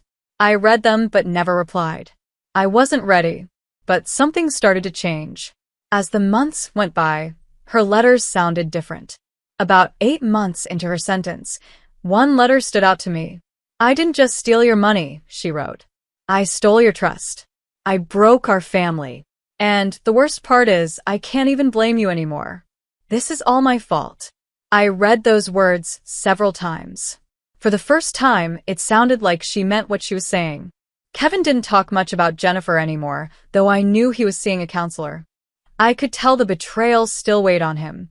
Patricia, Jennifer's mother, also changed. She joined a support group for parents who had children in prison. She finally started to admit that she had ignored Jennifer's behavior for years. Facing the truth was hard, but it was helping her heal too. Physically, I made a full recovery from the car accident, but the emotional healing took much longer. I often found myself remembering the fear, the betrayal, and the sadness that came afterward. The hospital even updated their security policy, using my story as a reason to make changes. Knowing my experience helped protect others made me feel a little stronger. 1 year after Jennifer's sentencing, I got a phone call I didn't expect. It was from a prison counselor. "Jennifer is doing well in our program," the counselor said. "She's working hard and says she wants to make things right. Would you be open to meeting with her for a supervised conversation?" I paused. The idea felt heavy. I thought about it for a long time. Then I gave my answer. "No," I said kindly but firmly. "Some betrayals cut too deep. I wish her peace, but I don't need to be part of her healing." That night, I told Kevin about the call. "I hope she finds peace," I said. "But I don't need to go on that journey with her." He nodded. "I understand." We had learned a painful truth about trust and family. Jennifer didn't just lose money or things.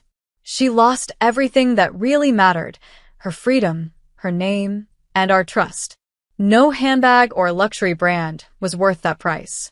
The last I heard, she was taking classes in prison, studying business ethics. She was trying to prepare for a better future after her release. Sometimes, the most expensive lessons aren't paid with money. They're paid with the people you lose along the way.